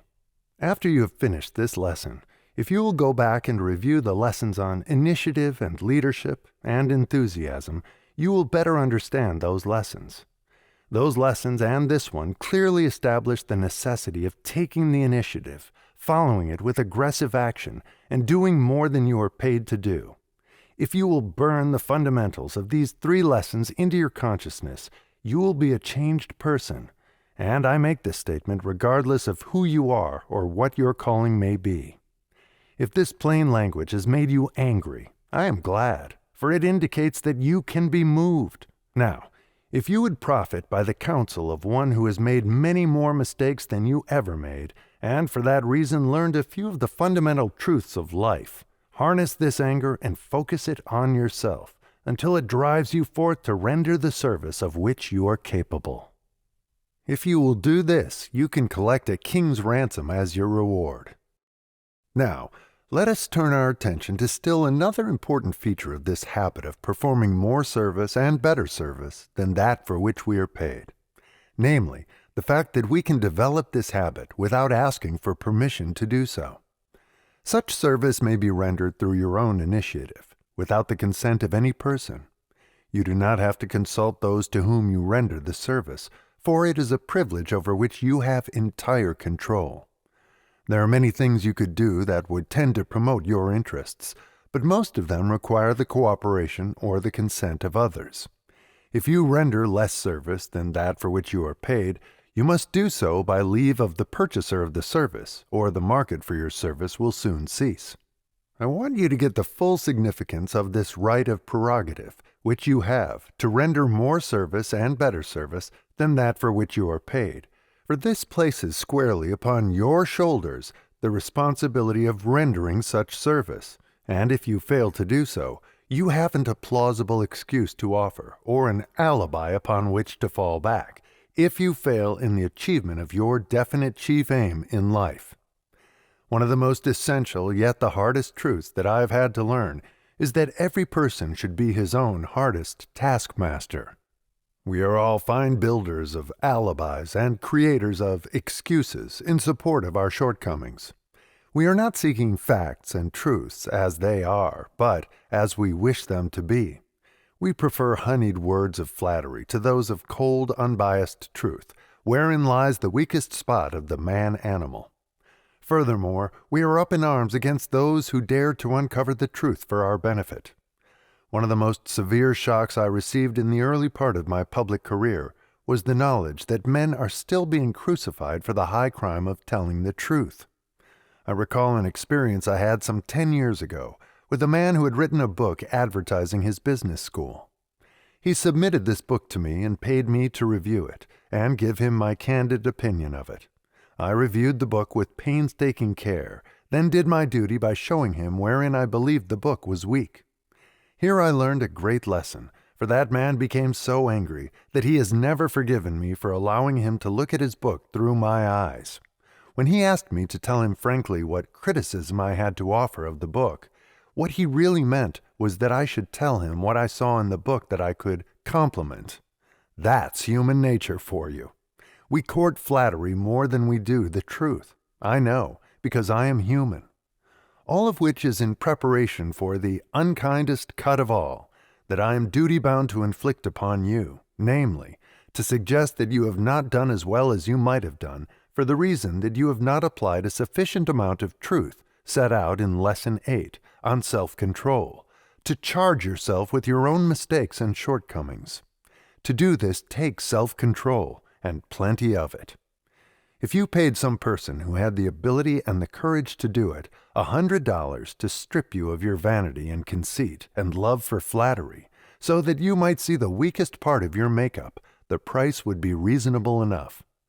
We go through life stumbling and falling and struggling to our knees, and struggling and falling some more, making asses of ourselves, and going down, finally, in defeat, largely because we either neglect or flatly refuse to learn the truth about ourselves. Since I have come to discover some of my own weaknesses through my work of helping others discover theirs, I blush with shame when I take a retrospective view of life and think how ridiculous I must have seemed in the eyes of those who could see me as I wouldn't see myself. We parade before the enlarged shadows of our own vanity and imagine that those shadows are our real selves, while the few knowing souls with whom we meet stand in the background and look at us with pity or with scorn. Hold on a minute. I'm not through with you yet. You've paid me to delve into the depths of your real self and give you an introspective inventory of what is there, and I'm going to do the job right as nearly as I can. Not only have you been fooling yourself as to the real cause of your failures of the past, but you have tried to hang these causes on the door of someone else. When things did not go to suit you, instead of accepting full responsibility for the cause, you have said, "Oh, hang this job. I don't like the way they are treating me, so I'm going to quit." Don't deny it. Now, let me whisper a little secret in your ear, a secret which I have had to gather from grief and heartaches and unnecessary punishment of the hardest sort. Instead of quitting the job because there were obstacles to master and difficulties to be overcome, you should have faced the facts, and then you would have known that life itself is just one long series of mastery of difficulties and obstacles. The measure of a man may be taken very accurately by the extent to which he adapts himself to his environment and makes it his business to accept responsibility for every adversity with which he meets, whether the adversity grows out of a cause within his control or not. Now, if you feel that I have panned you rather severely, have pity on me, O fellow wayfarer, for you surely must know that I have had to punish myself more sorely than I have punished you before I learned the truth that I am here passing on to you for your use and guidance. I have a few enemies, thank God for them, for they have been vulgar and merciless enough to say some things about me that forced me to rid myself of some of my most serious shortcomings, mainly those which I did not know I possessed. I have profited by the criticism of these enemies without having to pay them for their services in dollars, although I have paid in other ways. However, it was not until some years ago that I caught sight of some of my most glaring faults, which were brought to my attention as I studied Emerson's essay on compensation, particularly the following part of it. Our strength grows out of our weakness. Not until we are pricked and stung and sorely shot at awakens the indignation which arms itself with secret forces. A great man is always willing to be little. While he sits on the cushion of advantage, he goes to sleep.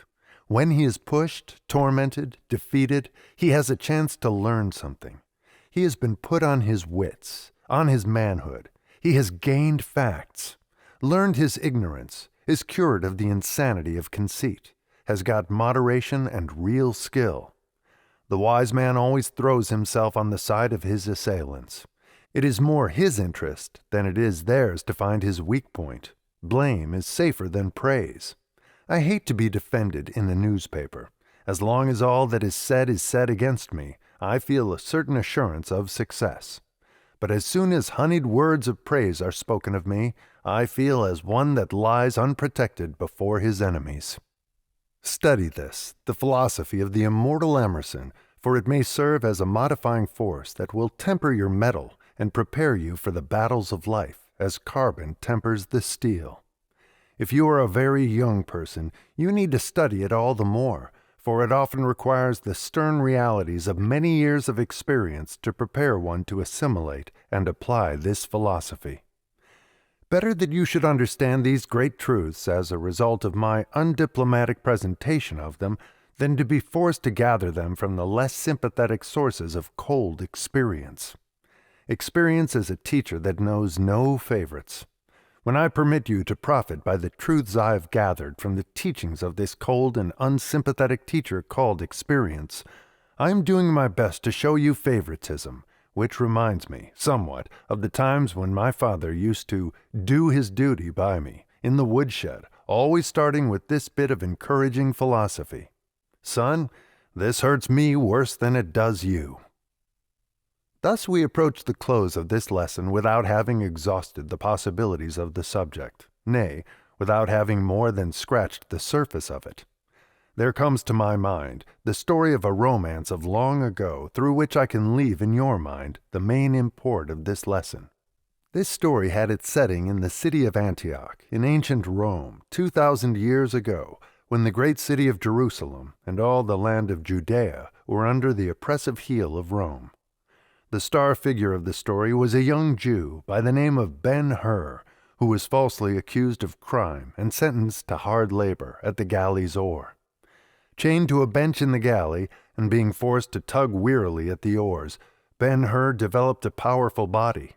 Little did his tormentors know that out of his punishment would grow the strength with which he would one day gain his freedom. Perhaps Ben-Hur himself had no such hopes. Then came the day of the chariot races, the day that was destined to break the chains that bound Ben-Hur to the oars of the galley and give him his freedom. One span of horses was without a driver. In desperation, the owner sought the aid of the young slave because of his mighty arms and begged him to take the place of the missing driver. As Ben-Hur picked up the reins, a mighty cry went up from the onlookers. "Look, look, those arms! Where did you get them?" they howled, and Ben-Hur answered, "At the galley's oar." The race was on. With those mighty arms, Ben-Hur calmly drove that charging span of horses on to victory. Victory that won for him his freedom. Life itself is a great chariot race, and the victory goes only to those who have developed the strength of character and determination and willpower to win. What matters is that we develop this strength through cruel confinement at the galley's oar, as long as we use it so that it brings us, finally, to victory and freedom. It is an unvarying law that strength grows out of resistance. If we pity the poor blacksmith who swings a 5-pound hammer all day long, we must also admire the wonderful arm that he develops in doing it. Because of the dual constitution of all things, in labor as in life, there can be no cheating, says Emerson. The thief steals from himself, the swindler swindles himself. For the real price of labor is knowledge and virtue, whereof wealth and credit are signs. The signs, like paper money, may be counterfeited or stolen, but that which they represent, namely, knowledge and virtue, cannot be counterfeited or stolen. Henry Ford receives 15,000 letters a week from people who are begging for a part of his wealth. Yet how few of these poor ignorant souls understand that Ford's real wealth is not measured by the dollars he has in the bank, nor the factories he owns, but by the reputation he has gained through the rendering of useful service at a reasonable price. And how did he gain that reputation? Certainly not by rendering as little service as possible and collecting for it all he could filch from the purchasers. The very warp and woof of Ford's business philosophy is this: give the people the best product at the lowest price possible. When other automobile manufacturers raise their prices, Ford lowers his. When other employers lower wages, Ford increases them. What has happened? This policy has placed the law of increasing returns back of Ford so effectively that he has become the richest and most powerful man in the world. Oh, you foolish and short-sighted seekers after wealth, who are returning from the daily chase empty-handed, why do you not take a lesson from men like Ford? Why do you not reverse your philosophy and give in order that you may get? I am finishing this lesson on Christmas Eve. In the room next to my study, our children are decorating their Christmas tree, and the rhythm of their voices falls as music upon my ears. They are happy, not alone because they expect to receive, but for the deeper reason that they have presents hidden away which they expect to give. From the window of my study, I can see the neighbors' children as they, too, are gleefully engaged in preparing for this wonderful event. Throughout the civilized world, millions of people are preparing to celebrate the birth of this Prince of Peace who, more than any other man, set forth the reasons why it is more blessed to give than to receive, and why enduring happiness comes not from possessing material wealth, but from rendering service to humanity. It seems a queer coincidence that the completion of this particular lesson should have happened on Christmas Eve, yet I am glad that it has, for this has provided me with sufficient justification for reminding you that nowhere in the entire history of civilization could I have found stronger support of the fundamentals of this lesson than may be found in the Sermon on the Mount in the book of Matthew. Christianity is one of the greatest and most far-reaching influences in the world today, and I hardly need apologize for reminding you that the tenets of Christ's philosophy are in absolute harmony with the fundamentals upon which this lesson in the main is founded. As I see the happy faces of the children and watch the hurrying crowds of belated Christmas shoppers, all radiant with the splendor of the spirit of giving, I cannot help wishing that every eve was Christmas Eve, for then this would be a better world in which the struggle for existence would be reduced to a minimum and hatred and strife outlawed. Life is but a short span of years at best. Like a candle, we are lighted, flicker for a moment, and then go out. If we were placed here for the purpose of laying up treasures for use in a life that lies beyond the dark shadow of death, may it not be possible that we can best collect these treasures by rendering all the service we can to all the people we can in a loving spirit of kindness and sympathy? I hope you agree with this philosophy. Here this lesson must end, but it is by no means completed. Where I lay down the chain of thought, it is now your duty to take it up and develop it, in your own way and to your own benefit. By the very nature of the subject of this lesson, it can never be finished, for it leads into the heart of all human activities. Its purpose is to cause you to take the fundamentals upon which it is based and use them as a stimulus that will cause your mind to unfold, thereby releasing the latent forces that are yours. This lesson was not written for the purpose of teaching you, but it was intended as a means of causing you to teach yourself one of the great truths of life. It was intended as a source of education in the true sense of educing, drawing out, developing from within those forces of mind which are available for your use. When you deliver the best service of which you are capable, striving each time to excel all your previous efforts, you are making use of the highest form of education. Therefore, when you render more service and better service than that for which you are paid, you, more than anyone else, are profiting by the effort. It is only through the delivery of such service that mastery in your chosen field of endeavor can be attained.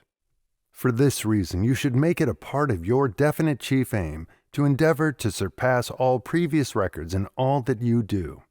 Let this become a part of your daily habits, and follow it with the same regularity with which you eat your meals. Make it your business to render more service and better service than that for which you are paid, and lo, before you realize what has happened, you will find that the world is willingly paying you for more than you do. Compound interest upon compound interest is the rate that you will be paid for such service. Just how this pyramiding of gains takes place is left entirely to you to determine. Now, What are you going to do with that which you have learned from this lesson, and when, and how, and why? This lesson can be of no value to you unless it moves you to adopt and use the knowledge it has brought you. Knowledge becomes power only through organization and use. Do not forget this. You can never become a leader without doing more than you are paid for, and you cannot become successful without developing leadership in your chosen occupation. The Mastermind, an after-the-lesson visit with the author. A power that can bring you whatever you want on this earth. Success is achieved through the application of power. In the picture at the top of this page, you see two forms of power. At the left, you see physical power, produced by nature, with the aid of organized raindrops pouring over Niagara Falls. Man has harnessed this form of power. At the right, you see another, and a much more intensive form of power, produced through the harmonious coordination of thought in the minds of men. Observe that the word harmonious has been emphasized. In this picture, you see a group of men seated at the director's table in a modern business office. The powerful figure rising above the group represents the mastermind, which may be created wherever men blend their minds in a spirit of perfect harmony with some definite objective in view. Study this picture. It interprets the greatest power known to man. With the aid of the mind, man has discovered many interesting facts about the earth on which he lives, the air and the ether that fill the endless space about him, and the millions of other planets and heavenly bodies that float through space. With the aid of a little mechanical contrivance, which his mind conceived, called a spectroscope, man has discovered, at a distance of 93 million miles, the nature of the substances of which the sun is made. We have lived through the Stone Age, the Iron Age, the Copper Age, the religious fanatic age, the scientific research age, the industrial age, and we enter now the age of thought. Out of the spoils of the Dark Ages through which man has passed, he has saved much material that is sound food for thought. While for more than 10,000 years the battle between ignorance, superstition, and fear on the one side, and intelligence on the other, has raged, man has picked up some useful knowledge. Among other fragments of useful knowledge gathered by man, he has discovered and classified the 83 elements of which all physical matter consists. By study and analysis and comparison, man has discovered the bigness of the material things in the universe as they are represented by the suns and stars, some of them over 10 million times as large as the earth on which he lives. On the other hand, man has discovered the littleness of things by reducing matter to molecules, atoms, and finally, to the smallest known particle, the electron. An atom is so inconceivably small that a grain of sand contains millions of them. The molecule is made up of atoms, which are said to be little particles of matter that revolve around each other in one continuous circuit at lightning speed, very much as the Earth and other planets whirl around the Sun in an endless circuit. The atom, in turn, is made up of electrons, which are constantly in rapid motion. Thus it is said that in every drop of water and every grain of sand, the entire principle on which the whole universe operates is duplicated. How marvelous! How stupendous! How do we know these things to be true? Through the aid of the mind. You may gather some slight idea of the magnitude of it all the next time you eat a beefsteak by remembering that the steak on your plate, the plate itself, and the table on which you are eating, and the silverware with which you are eating are all, in final analysis, made of exactly the same material, electrons.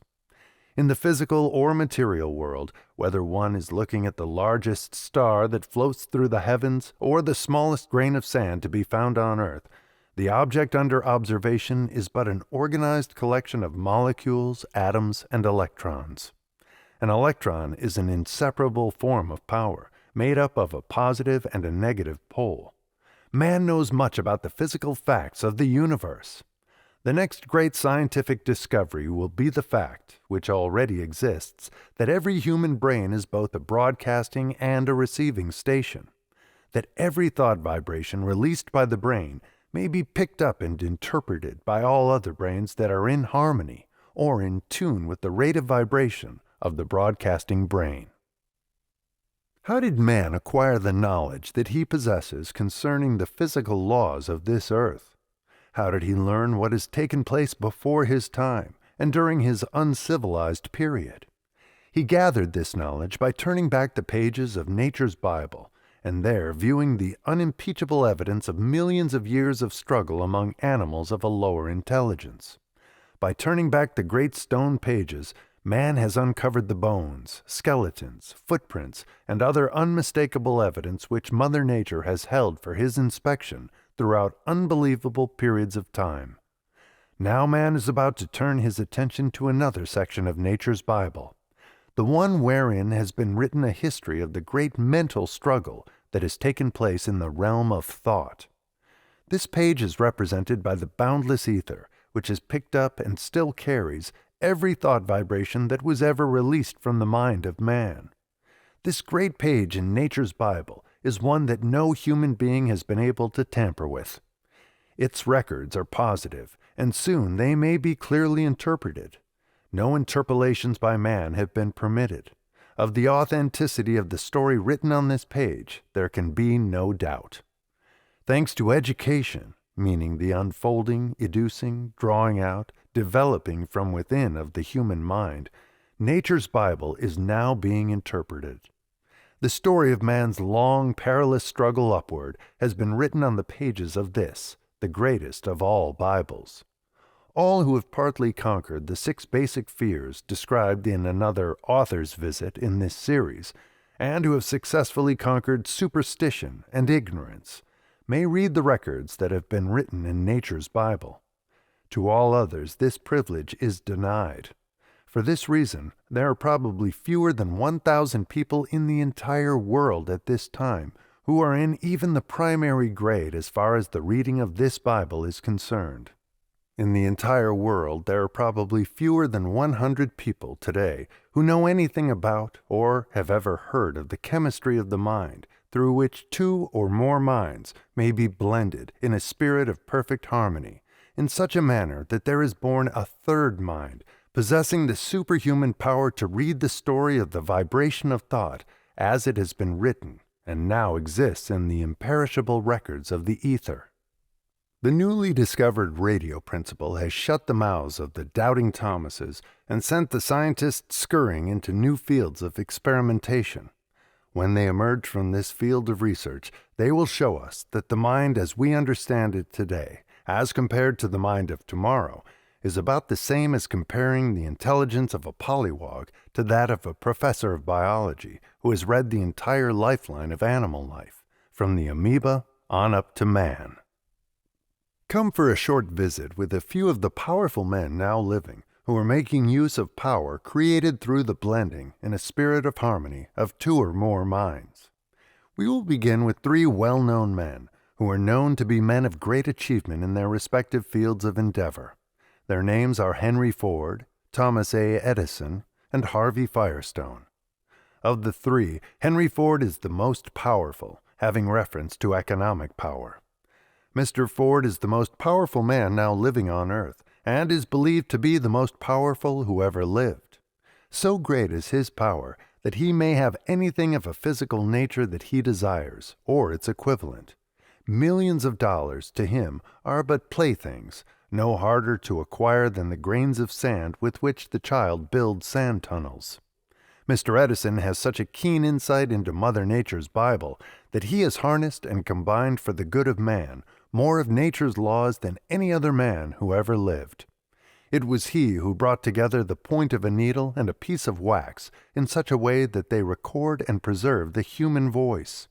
It was he who first made the lightning serve to light our houses and streets, through the aid of the incandescent light. It was he who made the camera record and produce all sorts of motion through the modern moving picture apparatus. Mr. Firestone's industrial achievement is so well known that it needs no comment. He has made dollars multiply themselves so rapidly that his name has become a byword wherever automobiles are operated. All 3 men began their business and professional careers with no capital, and but little schooling of the nature usually referred to as education. Perhaps Mr. Ford's beginning was, by far, the most humble of the three. Cursed with poverty, retarded by lack of even the most elementary form of schooling, and handicapped by ignorance in many forms, he has mastered all of these in the inconceivably short period of 25 years. Thus might we briefly describe the achievements of three well-known, successful men of power. But we have been dealing with effect only.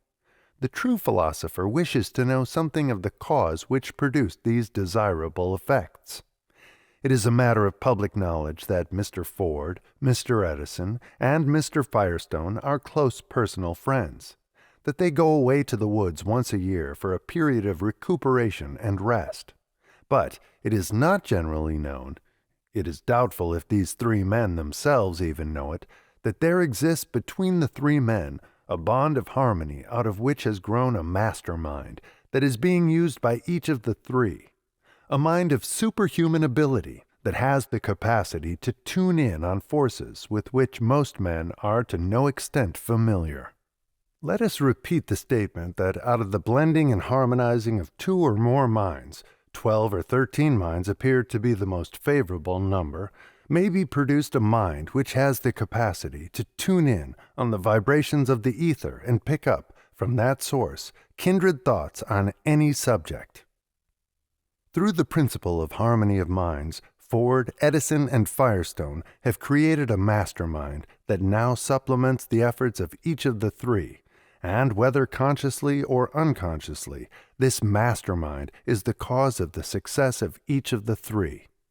There is no other answer to their attainment of great power and their far-reaching success in their respective fields of endeavor, and this is true despite the fact that neither of them may be conscious of the power they have created, or the manner in which they have done so. In the city of Chicago live 6 powerful men known as the Big Six. These 6 men are said to be the most powerful group of men in the Middle West. It is said that their combined income totals more than $25 million a year. Every man in the group began in the most humble of circumstances. Their names are William Wrigley, Jr., who owns the Wrigley Chewing Gum business, and whose income is said to be over $15 million a year.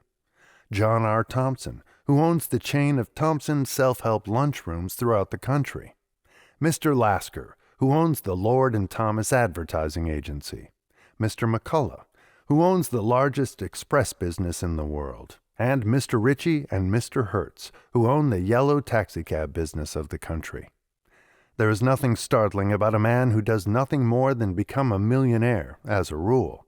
However, there is something connected with the financial success of these particular millionaires that is more than startling, for it is well known that there exists between them a bond of friendship, out of which has grown the condition of harmony that produces a master mind.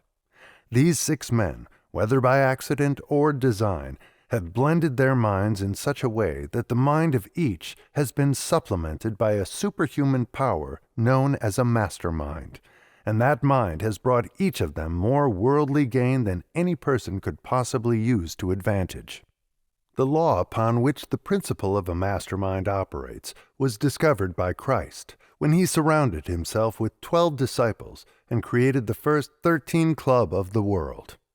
Despite the fact that one of the 13, Judas, broke the chain of harmony, sufficient seed was sown during the period of harmony that originally existed between these 13 people to ensure the continuation of the greatest and most far-reaching philosophy known to the inhabitants of this earth. Many millions of people believe themselves to possess wisdom. Many of these do possess wisdom in certain elementary stages, but no man may possess real wisdom without the aid of the power known as a mastermind, and such a mind cannot be created except through the principle of blending in harmony of 2 or more minds. Through many years of practical experimentation, it has been found that 13 minds, when blended in a spirit of perfect harmony, produce the most practical results. Upon this principle, whether consciously or unconsciously, is founded all of the great industrial and commercial successes that are so abundant in this age. The word merger is becoming one of the most popular words in newspaper parlance, because hardly a day goes by that one may not read of some big industrial, commercial, financial, or railroad merger. Slowly, the world is beginning to learn, in a very few minds only, that through friendly alliance and cooperation, great power may be developed. The successful business and industrial and financial enterprises are those managed by leaders who either consciously or unconsciously apply the principle of coordinated effort described in this article. If you would be a great leader in any undertaking, surround yourself with other minds that can be blended in a spirit of cooperation so that they act and function as one. If you can grasp this principle and apply it, you may have for your efforts whatever you want on this earth. And now, inspirational quotes by Napoleon Hill. The man who actually knows just what he wants in life has already gone a long way toward attaining it. If ye have faith as a grain of mustard seed, ye shall say unto this mountain, Remove hence to yonder place, and it shall remove, and nothing shall be impossible unto you. I would rather begin at the bottom and climb to the top than to start at the top and have to remain there. It is better to be too big for your job than to have a job that is too big for you. It is better to be a big man in a small town than to be a small man in a big town, and ever so much easier. Ask any wise man what he most desires, and he will, more than likely, say, more wisdom. While others may sidetrack your ambitions not a few times, remember that discouragement most frequently comes from within. People like to use their excess energy by chewing the rag. William Wrigley, Jr. capitalized this human trait by giving them a stick of spearmint. It is a peculiar trait of human nature, but it is true that the most successful men will work harder for the sake of rendering useful service than they will for money alone. Our doubts are traitors, and make us lose the good we oft might win by fearing to attempt. Shakespeare. It is well worth remembering that the customer is the most important factor in any business. If you don't think so, try to get along without him for a while. A good hearty laugh is worth 10,000 groans and 1,000,000 sighs in any market on earth. If you are successful, remember that somewhere, sometime, someone gave you a lift or an idea that started you in the right direction. Remember also that you are indebted to life until you help some less fortunate person, just as you were helped. I have yet to find the first man who amounted to very much who had not the courage to assume responsibility for his own mistakes without being accused. There are 10 weaknesses against which most of us must guard ourselves. One of these is the habit of trying to reap before we have sown, and the other 9 are all wrapped up in the one practice of creating alibis to cover every mistake made. There is no more dangerous person, dangerous to himself and to others, than the person who passes judgment without pretending to know the facts. Among the other things you intend to cut out in your New Year's resolution, include the word impossible. If you have tried and met with defeat, if you have planned and watched your plans as they were crushed before your eyes, just remember that the greatest men in all history were the products of courage, and courage, you know, is born in the cradle of adversity.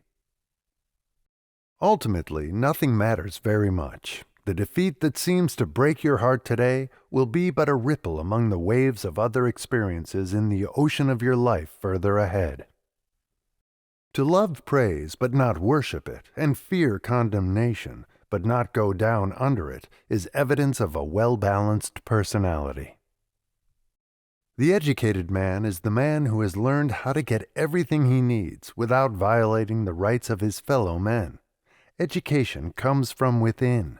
You get it by struggle and effort and thought. The person who sows a single beautiful thought in the mind of another renders the world a greater service than that rendered by all the fault-finders combined. No man can rise to fame and fortune without carrying others along with him. It simply cannot be done. All salesmen will profit by remembering that none of us want anything that someone else wishes to get rid of. There are no lazy men. What may appear to be a lazy man is only an unfortunate person who has not found the work for which he is best suited. There is always room for the man who can be relied upon to deliver the goods when he said he would. I like to see a man proud of his country, and I like to see him so live that his country is proud of him. Lincoln. I hope that you've enjoyed this presentation, and please remember to subscribe to receive notifications of upcoming recordings. This recording is a production of Master Key Society for the purpose of research, study, and discussion. The views and opinions expressed in this book belong to the author and may not always reflect those of Master Key Society or its affiliates. The video and audio is copyright 2025 Master Key Society.